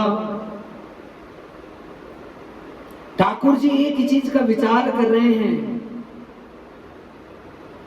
कि इसके भाव तो पूर्ण है नहीं, और एक राक्षसी है, पर भला है राक्षसी, पर इसका उद्धार मेरे द्वारा ही होगा। इसलिए आंख बंद कर कर इस बात का चिंतन करने लगे कि मैं कैसे किस प्रकार से उसका उद्धार करूं। इसलिए भगवान ने नेत्र बंद कर लिए। अथवा ठाकुर जी आंख बंद करके भगवान महादेव से बात कर रहे हैं कि हे शिव जी, ये मेरा नुकसान करने के लिए आई है, पर हलधर नामक विष को भी आपने पिया था, कालकुट को आपने भी पिया था, और विष से आपका ही संबंध है। मेरा अवतार तो माखन दही के लिए हुआ है, पर मैं माखन दही के लिए आया हूँ, ये मुझे विष पिलाएगी। अब विष से आपका संबंध है, मुझे तो माखन दही खाने दो, विष की बात आप निपटो। भगवान शंकर से आंख बंद करके भगवान मानो ठाकुर जी बात कर रहे हैं, इसलिए भगवान ने नेत्र बंद कर लिए। अथवा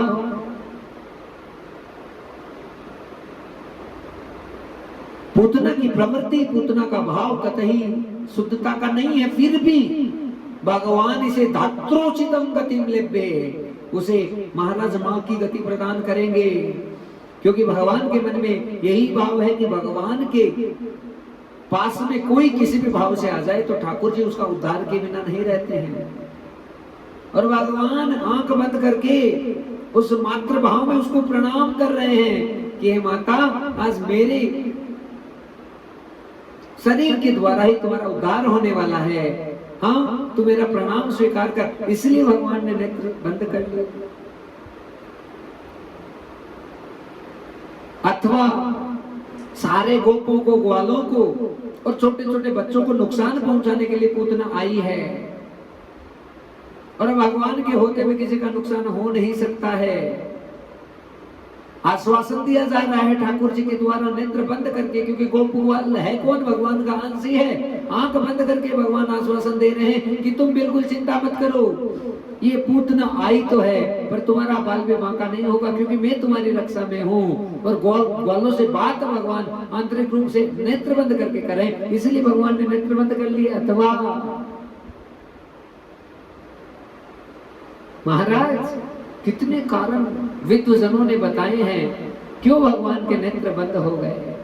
बार बार बस भगवान पूतना की सब स्थितियों को जानते हैं, पर फिर भी उस पूतना का कल्याण करना चाहते हैं। ठाकुर जी ने नेत्र बंद करने का कारण यही रहा कि अरे मैं पहचान गया कि तू कौन है, तू बलि की पुत्री रतनमाला है, और जब मैं वामन के रूप में आया था तो उस समय तुमने यही सोचा था कि जब मैं मेरे जैसा बालक तुम्हारी गोदी में आए तो तुझे बहुत खिलाओगी। हाँ, ये भाव तो तुम्हारा सुंदर था, पर जब बलि का सब कुछ छीन लिया था तो उस स्थिति में तुम्हारा भाव परिवर्तित हो गया था। मन में तुमने ये सोचा था कि ऐसे बालक को तुम्हें अपने हाथों से मार दूंगी, तो मुझे मारने भी आई है फिर भी मैं तुम्हें परम गति प्रदान करूंगा, क्योंकि मैं ईश्वर हूँ, मैं भगवान हूँ, और मेरी चिंता यही रहती है कि मैं जीव का कल्याण कैसे करूं। इसलिए तू भी निश्चित हो जा, तुम्हारा भी कल्याण होगा। ये बात करने के लिए भगवान ने नेत्र बंद कर लिए। भक्तजनों कितने सारे कारण सामने आ रहे हैं, भगवान ने नेत्र बंद क्यों किए। और एक सबसे सुंदर कारण जो ये आता है कि महाराज सूर्य और चंद्रमा है, भगवान के ही द्वारपाल हैं।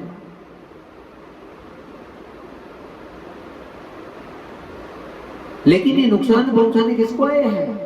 सूर्य की पुत्री का नाम यमुना है,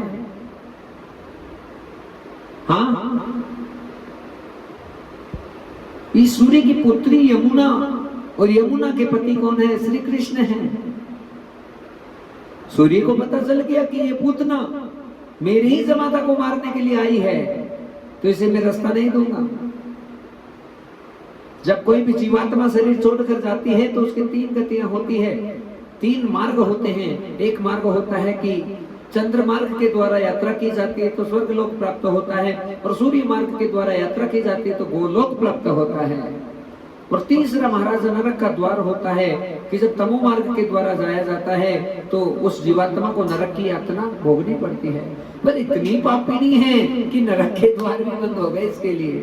सूर्य ने बंद कर ली कि मेरे जमाता को मारने है, इसलिए मैं अपने द्वार पे नहीं आने दूंगा इसको, पूतना।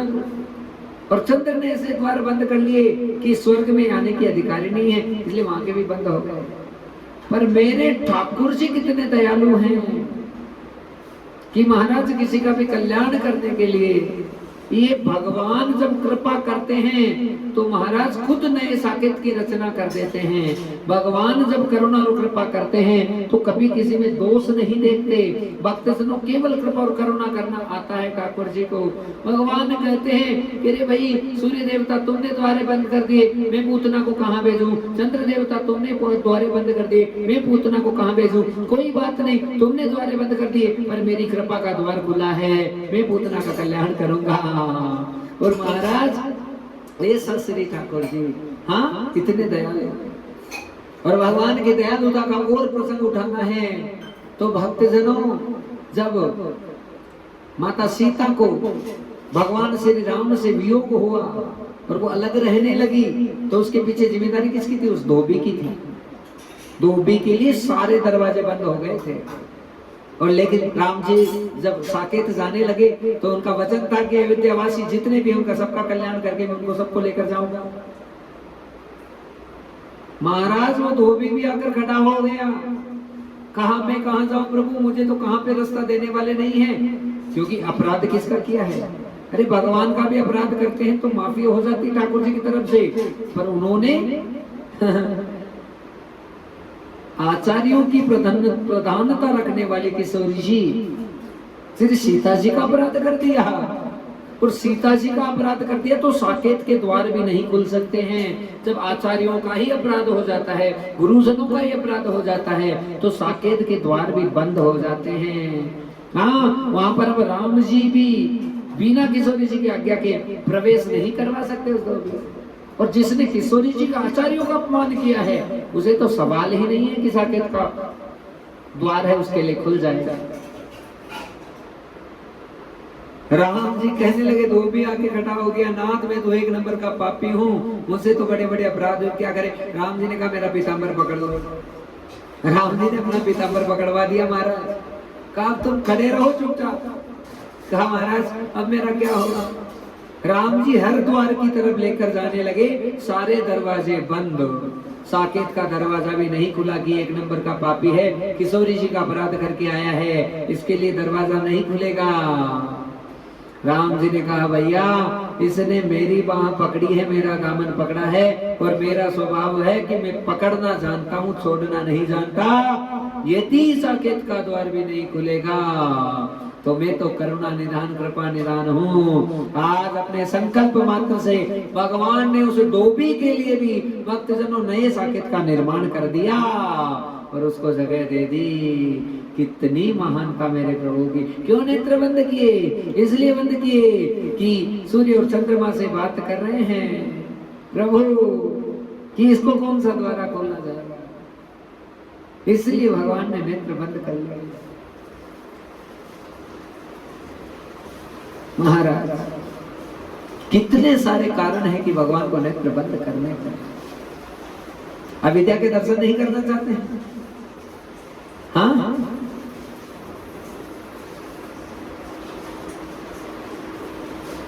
लेकिन अविद्या तो है पर माता की गति उसे प्रदान होगी, इस भाव से भी नेत्र बंद। तो कितने सुंदर सुंदर कारण विद्वजनों के द्वारा बताए गए हैं, इसलिए भगवान के नेत्र बंद हो गए। यशोदा जी ने लाला को लिया गोदी में, हाँ, और लाला तो रो ही जा रहा था। पूतना ने कहा मैं चुप कराऊं। पूतना की गोदी में जाते ही जानबूझकर चुप हो गए, क्योंकि उनको दिखाना था कि ये मायावी है।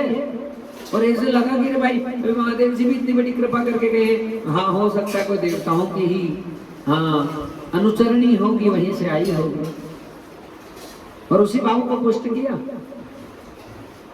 पूतना की गोदी में ठाकुर जी चले गए, चुप हो गए।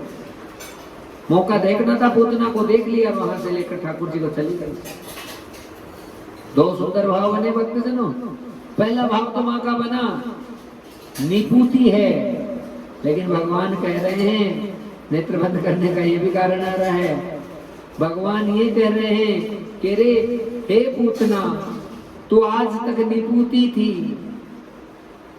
तुम्हें नहीं पता कि बालक को कैसे, लेकिन आज तू खुद साक्षात श्री कृष्ण को दूध पिलाएगी, तो अब तू कभी निपुति नहीं रहेगी। ये कहने के लिए भी भगवान ने नेत्र बंद कर लिए, कहा अब तू निपुति नहीं रहेगी, अब तू मुझे गले से लगा रहे, मुझे दूध पिलाएगी, तब तेरा कल्याण होगा।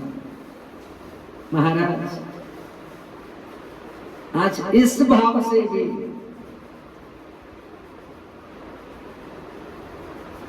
पूतना को भगवान ने निपुति नहीं रहने दिया। पहले मां का भाव था, अरे इतना सुंदर बालक में से दूध पिलाने लगी, भगवान भी पी रहे थे। यही तो है मेरे प्रभु की लीला।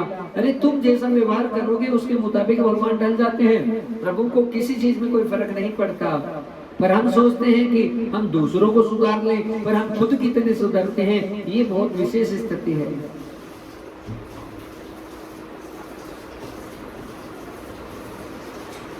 महाराज आज वो ही विद्या रूपी पूतना जब दूध पीने लगी, तो भगवान ने पूतना की छाती को पकड़ लिया और दबा दिया। ये दोनों चीजें भागवत जी में वर्णित आती है भक्तजनों। पकड़ा तो इसलिए कि भगवान की आदत है कि एक बार ठाकुर जी पकड़ लेते हैं तो छोड़ते नहीं है। पूतना चिल्ला रही है कि छोड़ लाला, छोड़ छोड़ छोड़, और दबाया इसलिए कि उसमें अविद्या भरी है, उसका ज्ञान भरा है। जब तक भगवान उस अविद्या और अज्ञान को दबाकर उसे नष्ट ना कर देंगे, तब तक भगवान छोड़ने वाले नहीं हैं। 18 किलोमीटर में पूतना का शरीर आकर गिरेगा। बड़े बड़े विद्वान तो कहते हैं कि हाथरस में तो जाकर हाथ गिरे पूतना के महाराज, और सांसने में सांसें अटक गई। अलग अलग गांवों का भी बहुत सुंदर व्याख्यान करते हैं बड़े बड़े विद्वजन। और पूतना का विशाल शरीर महाराज आकर गिरा, और गिरने के बाद भगवान जैसे काजल का पर्वत हो, उसके ऊपर कोई नीलमणि चमक रही है, उसी प्रकार से भगवान पूतना की छाती पर आज क्रीड़ा कर रहे हैं। भगवान की क्रीड़ा होने लगी, समस्त गोपियां दौड़कर आई है और लाला को गोदी में उठाया, उठाकर प्यार करने लगी, प्रेम करने लगी। समस्त गोपियां भक्तजनों सब नजर उतारने के टोटके करने लगी, पर यशोदा मैया को गौ माता से प्रेम है और विश्वास है कि लाला के ऊपर कितनी अलाई बलाई आ जाए, यदि लाला को गौ माता की शरणागति दे दी जाए तो कोई नजर नहीं बचेगी। यहाँ कहा गया है कि गोमूत्रेण स्नापित्वा, भगवान का गौ माता के मूत्र से स्नान होगा। यशोदा इत्यादि गोपियां भगवान के झाड़ा लगा रही है, पर भगवान के नाम का है।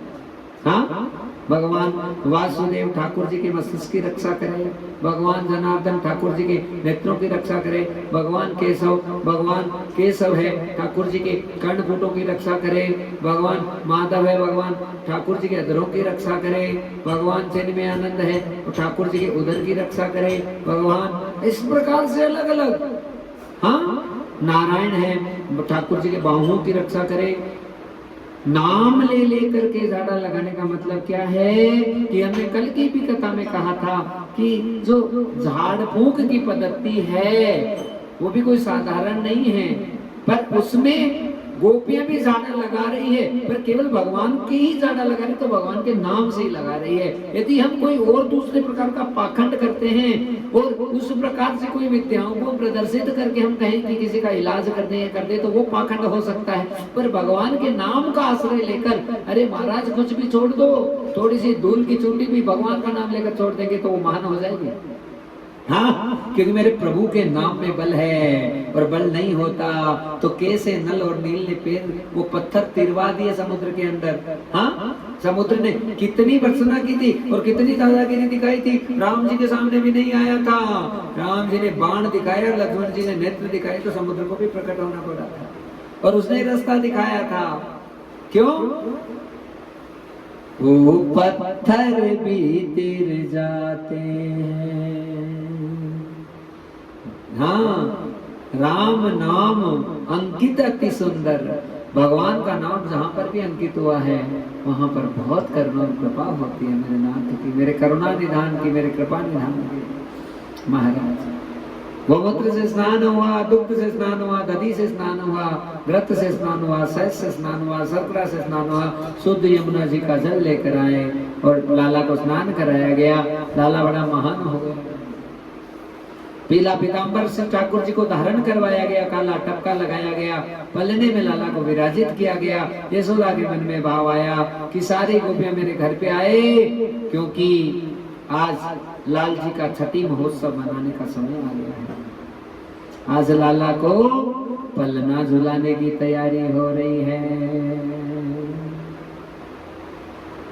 हाँ, और महाराज सारी गोपियों को पता चला, उसी समय यशोदा के घर में आने लगी और कहने लगी है क्या?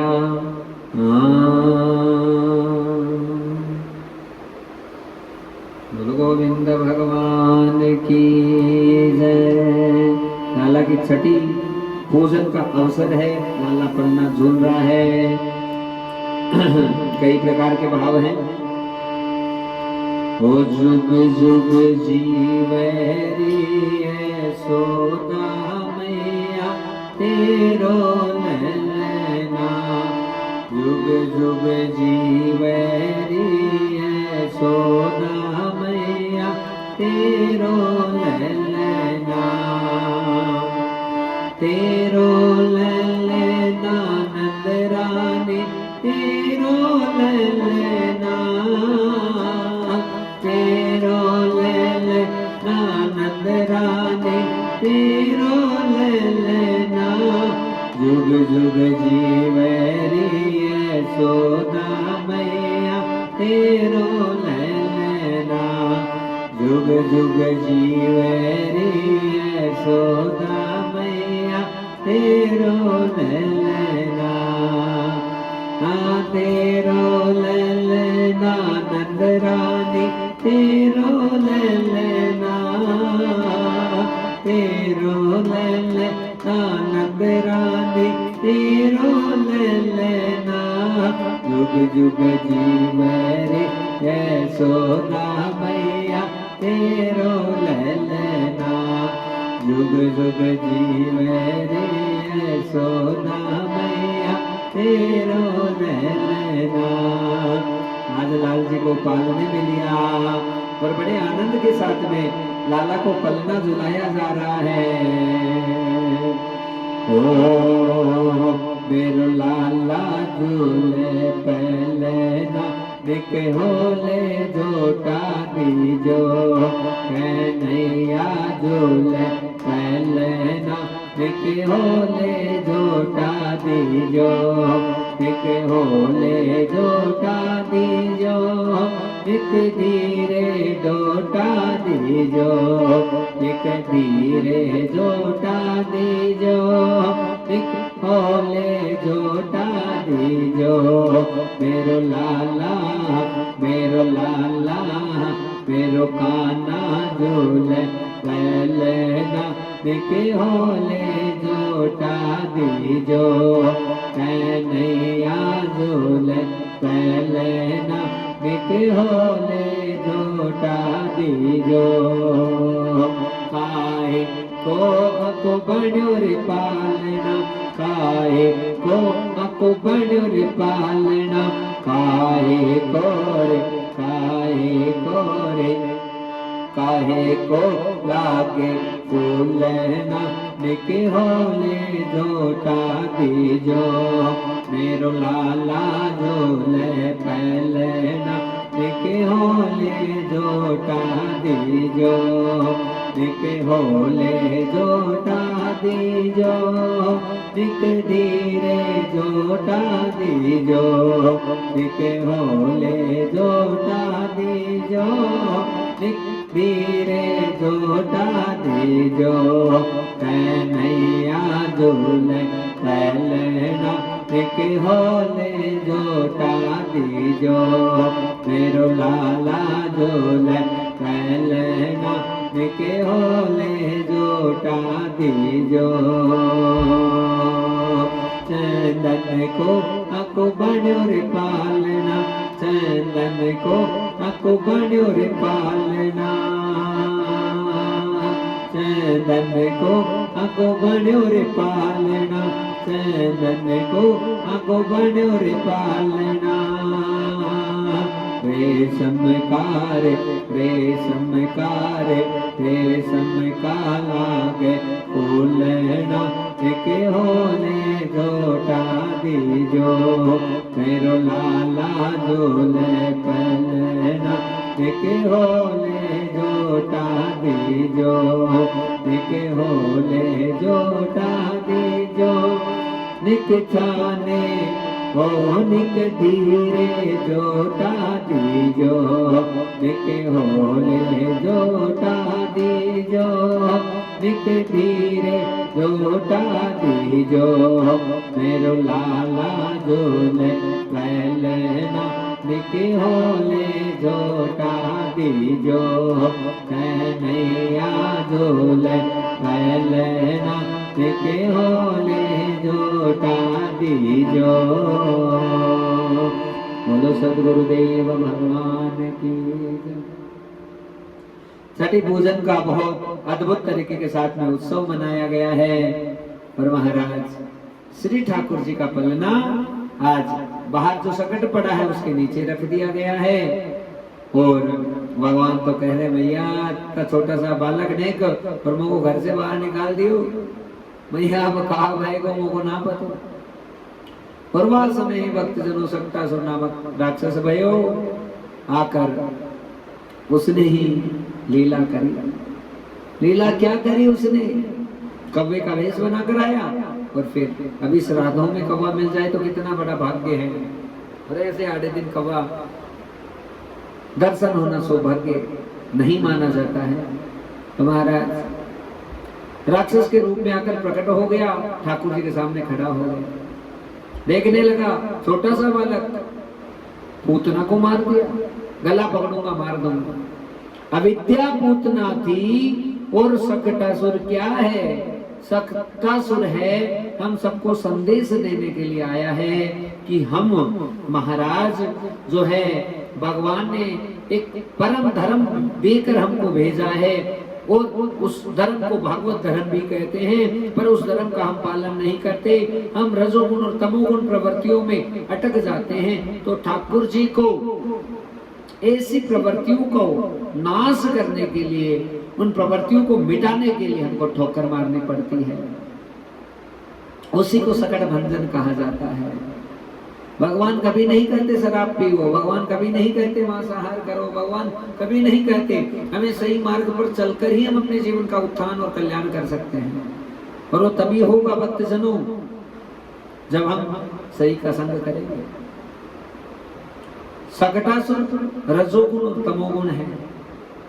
भगवान ने ठोकर मारी छकड़े को, पूरा का पूरा छकड़ा आकर सकटासुर पे गिरा और वो चकनाचूर हो गया। सारी गोपी आई आकर महाराज यशोदा जी दौड़ के आई, लाला को गोदी में लिया, देखा कि क्या हो गया क्या हो गया, किसी के समझ में नहीं आया। इतना छोटा सा नेक सा लाला, कहा भयो बहुत बार नेक चिल्लाई यशोदा, पर कछु ना पतो चाल्यो इतो बड़ो सकट कैसे हाँ आकर गिर गया और कालीला बह गई, किसी के ना समझ में आया। तृणाव्रत का उद्धार भगवान ने किया था, जो बगुले के रूप में आया था, भगवान को आकाश में उठाकर ले गया। उसी तृणाव्रत की गर्दन को भगवान ने पकड़ा और हम सबको संदेश दिया कि हमें अपने जीवन में प्रायोरिटी हमेशा भगवान को देनी है। यशोदा जी से चूक हुई थी, नंद बाबा थे गौशाला में थे, उनको भोजन परोसने चली गई, तभी अंधड़ आई, क्योंकि आज भगवान के भोग नहीं लगाया। नित्य नित्य भाव से हमें निरंतर भगवान को भोग लगा कर ही भोजन ग्रहण करना चाहिए, चाहे कुछ भी हो जाए, बिना भोग लगाए एक टॉफी भी हमारे मुख में नहीं जानी चाहिए महाराज, क्योंकि हम भगवान का उचिष्ट ही खाते हैं। और जब हम परमात्मा को चढ़ाकर हम किसी चीज का भोग लगाते हैं, फिर हम महाराज उसे ग्रहण करते हैं, तो बहुत बड़ा प्रसाद बन जाता है। नैवेद्यम नैवेद्यामेव, नैवेद्य बनेगा, प्रसाद बनेगा, आपके अंतःकरण के सारे रोगों को भस्म कर देगा प्रसाद। पर वो कब करेगा? जब भगवान को आपने जिमा दिया है।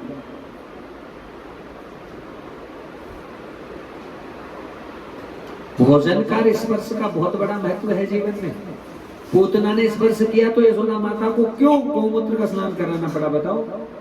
इसलिए कराना पड़ा महाराज की स्पर्श का बहुत बड़ा फर्क पड़ता है। स्पर्श की बात तो बहुत दूर की है, यदि हम किसी रजोगुणी व्यक्ति के बिस्तर मात्र में बैठ जाते हैं तो हमें उसके अवगुण आए बिना नहीं रह सकते। हाँ, अनुष्ठानों में हमेशा नियम क्यों होता है? नीचे शयन करो, एक ही बिस्तर पे शयन करो। क्यों? इसलिए कि यदि आप बेड के ऊपर शयन कर रहे हैं और पता नहीं कौन शयन करके गया है, उस स्थिति में आपका सारा धर्म बिगड़ सकता है। आपका आचरण खराब हो गया, आपका सब कुछ बर्बाद हो गया, आप कुछ नहीं कर सकते थे। और आचरण खराब करना भी भगवान की ही हाथ में है सब चीजें। ठाकुर जी चाहेगा तो सब बिगड़ जाएगा, ठाकुर जी चाहेगा तो सब बन जाएगा। दोनों चीजें परमात्मा के हाथ में है। लेकिन ठाकुर जी अपनी मनमानी कर सकता है, पर यदि शरणागति श्री जी की ले ली, राधा रानी की ले ली, तो वो तो दयालु है। हाँ, हमसे अपराध भी हो जाएगा तो इतनी भूरी भारी है मेरी लाडली कि सारे अपराध का मार्जन कर देती है। देखो बाएं भड़क रही है हमारी, सीधी वाली बात कहते हैं। हाँ, एकदम सत्य बात है। हमारी लाडली जी कृपा करके किसी को स्थान प्रदान कर सकती है। बाकी ठाकुर जी तो महाराज सोच ले कि हाँ अभी और परीक्षा ले लो, और परीक्षा देना तो है उनको भी, वो भी कहाँ जाएंगे। लेकिन लाडली जी बहुत कृपा करने वाली है, बहुत जल्दी प्रसन्न होने वाली श्री राधा रानी है, जो महाराज अपने भक्तों से बहुत प्रसन्न होकर सब आनंद कर देते हैं। जुबां पे राधा राधा नाम हो जाए, किशोरी कुछ ऐसा इंतजाम हो जाए। बस केवल आपका नाम जागृत हो जाए। आप तो मिल गए, फिर आप कहाँ जाओगे? आपके नाम को हमने पकड़ लिया, बाकी बता दो। हाँ, श्यामा श्याम नाम जहाँ, वही तत्काल कृपा सारी प्रकट हो जाती है। नाम श्याम सुंदर श्यामा का जहां पर भी रटा गया वहां पर तत्काल आ जाते हैं। हम वहीं पास में रहते पर हम नहीं देख पाते हैं। तो श्री जी बड़ी कृपा करती है। लाल जी नाराज ना भइयो। हाँ, यह बात बिल्कुल सो आना सत्य है लाल जी। तो पे भी श्री जी की कृपा है लाल जी, या ही ऐसे ही बनी रहे। और आप अलग थोड़ी हो श्री जी से, आप ही तो श्री जी हो लाल जी। श्री जी आप हो। हाँ, दो रूपों में वासित होते हुए भी एक ही हो लाल जी। महाराज जीवन में स्पर्श का बहुत बड़ा प्रभाव होता है भक्तजनों। आप किसी रजोगुणी के बिस्तर पे भी सो जाएंगे तो आपके भाव खराब हो जाएंगे अंतःकरण से। इसलिए हमेशा यही होना चाहिए, आपका बिस्तर अलग ही हो। कथाओं में जाते हैं तो अक्सर कोशिश यही रहती है कि बिस्तर अलग ही हो, तकिया खुद का ही होना चाहिए, बिछाने के लिए चाहे दरी मिल जाए लेकिन खुद की हो। हाँ, अब इसमें यजमान को नाराज होने की आवश्यकता नहीं है, वो तो बेचारा बहुत डल्लब के गद्दे लगाएगा। बढ़िया लगाओ भैया कि तुम्हारे भाव है, पर हमको तो इस पे सोना है। क्यों? क्योंकि नहीं भाई, तू अपने आप को बचाने आया है। यदि तुम्हारे भाव खराब हो गए तो तू यजमान की क्या रक्षा करेगा? जब केवल रजोगुणी पुरुषों का संग करने मात्र से और उनके बिस्तर पर सोने मात्र से, उनकी केवल वस्तुओं को स्पर्श करने मात्र से जब बुद्धि भ्रमित हो जाती है, तो महाराज उनको खुद साक्षात स्पर्श करने से कितना बड़ा असर हमारे जीवन में आ सकता है, जिसके बारे में हम कल्पना नहीं कर सकते। इसलिए स्पर्श का बहुत बड़ा महत्व है। आप किसी संत का स्पर्श कर लो, आप में हाथों हाथ पॉजिटिव वाइब्रेशन आ जाएंगे, आपके तत्काल पाप भस्म हो जाएंगे, नष्ट हो जाएंगे महाराज। हाँ, आप भजनानंदियों का संग करो, आपका जीवन अपने आप ही सकारात्मकता में चला जाएगा, क्योंकि सारा खेल वाइब्रेशंस का है। तृणावृत उड़ा कर ले गया भगवान को, ठाकुर जी ने गला पकड़ा, गला रुंध गया, नीचे धड़ाम से आकर गिरा, भगवान छाती पर बैठ कर खेल रहे हैं। दौड़ी दौड़ी आई यशोदा, आकर लाला को उठाया, कई प्रकार का संयोग बनाया। ठाकुर जी छोटे से हैं, बाल लीलाएं अद्भुत कर रहे हैं। आज विलंब हो गया है भक्तजनों कथा में पहले से ही, तो हम क्षमा प्रार्थी हैं। 5वें दिन हम अक्षरश गोवर्धन महाराज का पूजन करवा देते हैं, पर आज हम गोवर्धन जी का पूजन कल करवाने का विधान रच रहे हैं।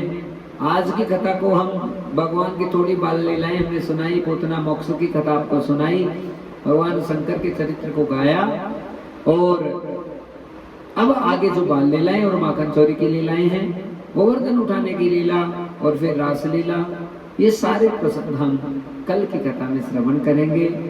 और आज जितनी ही कृपा प्रसाद और कथा प्रसाद हमको प्राप्त हुआ है, उसे सिर लगाकर अपने जीवन को धन्य करें। तो आइए अब हम थोड़ा सा नाम संकीर्तन करेंगे और उसके बाद में हम ठाकुर जी की आरती में प्रवेश करेंगे। गोविंद भगवान की जय। गोवर्धन जी का भजन तो गा लेते हैं, 2 लाइन। श्री गोवर्धन महाराज महाराज, कर माथे मुकुट विराज रहो। श्री गोवर्धन महाराज महाराज, कर माथे मुकुट विराज रहो। तारे कान में कुंडल सोहरयो, तारे कान में कुंडल सोहरयो। चोटी पे हीरा लाल लाल, तारे माथे मुकुट विराज रयो। श्री गोवर्धन महाराज महाराज, तारे माथे मुकुट विराज रहो। तारे 7 कोस की परिक्रमा, तारे 7 कोस की परिक्रमा, सकलेश्वर है विश्राम विश्राम। तारे माथे मुकुट विराज रहो। श्री गोवर्धन महाराज महाराज, तारे माथे मुकुट विराज रहो। श्री गोवर्धन महाराज महाराज, तारे माथे मुकुट विराज रहो। श्री भागवत भगवान की है आरती, पापियों को पाप से है तारती। के अमर ग्रंथ के मोक्तिपथ हे पंचम वेद निराला नव ज्योति जगाने वाला हे अमर व्रत ये मोक्तिपथ हे पंचम वेद निराला नव ज्योति जगाने वाला हरि नाम यही हरि ध्यान यही जग के मंगल की आरती पापियों को पाप से तारती श्री भागवत भगवान की है आरती पापियों को पाप से है तारती हे शांति गीत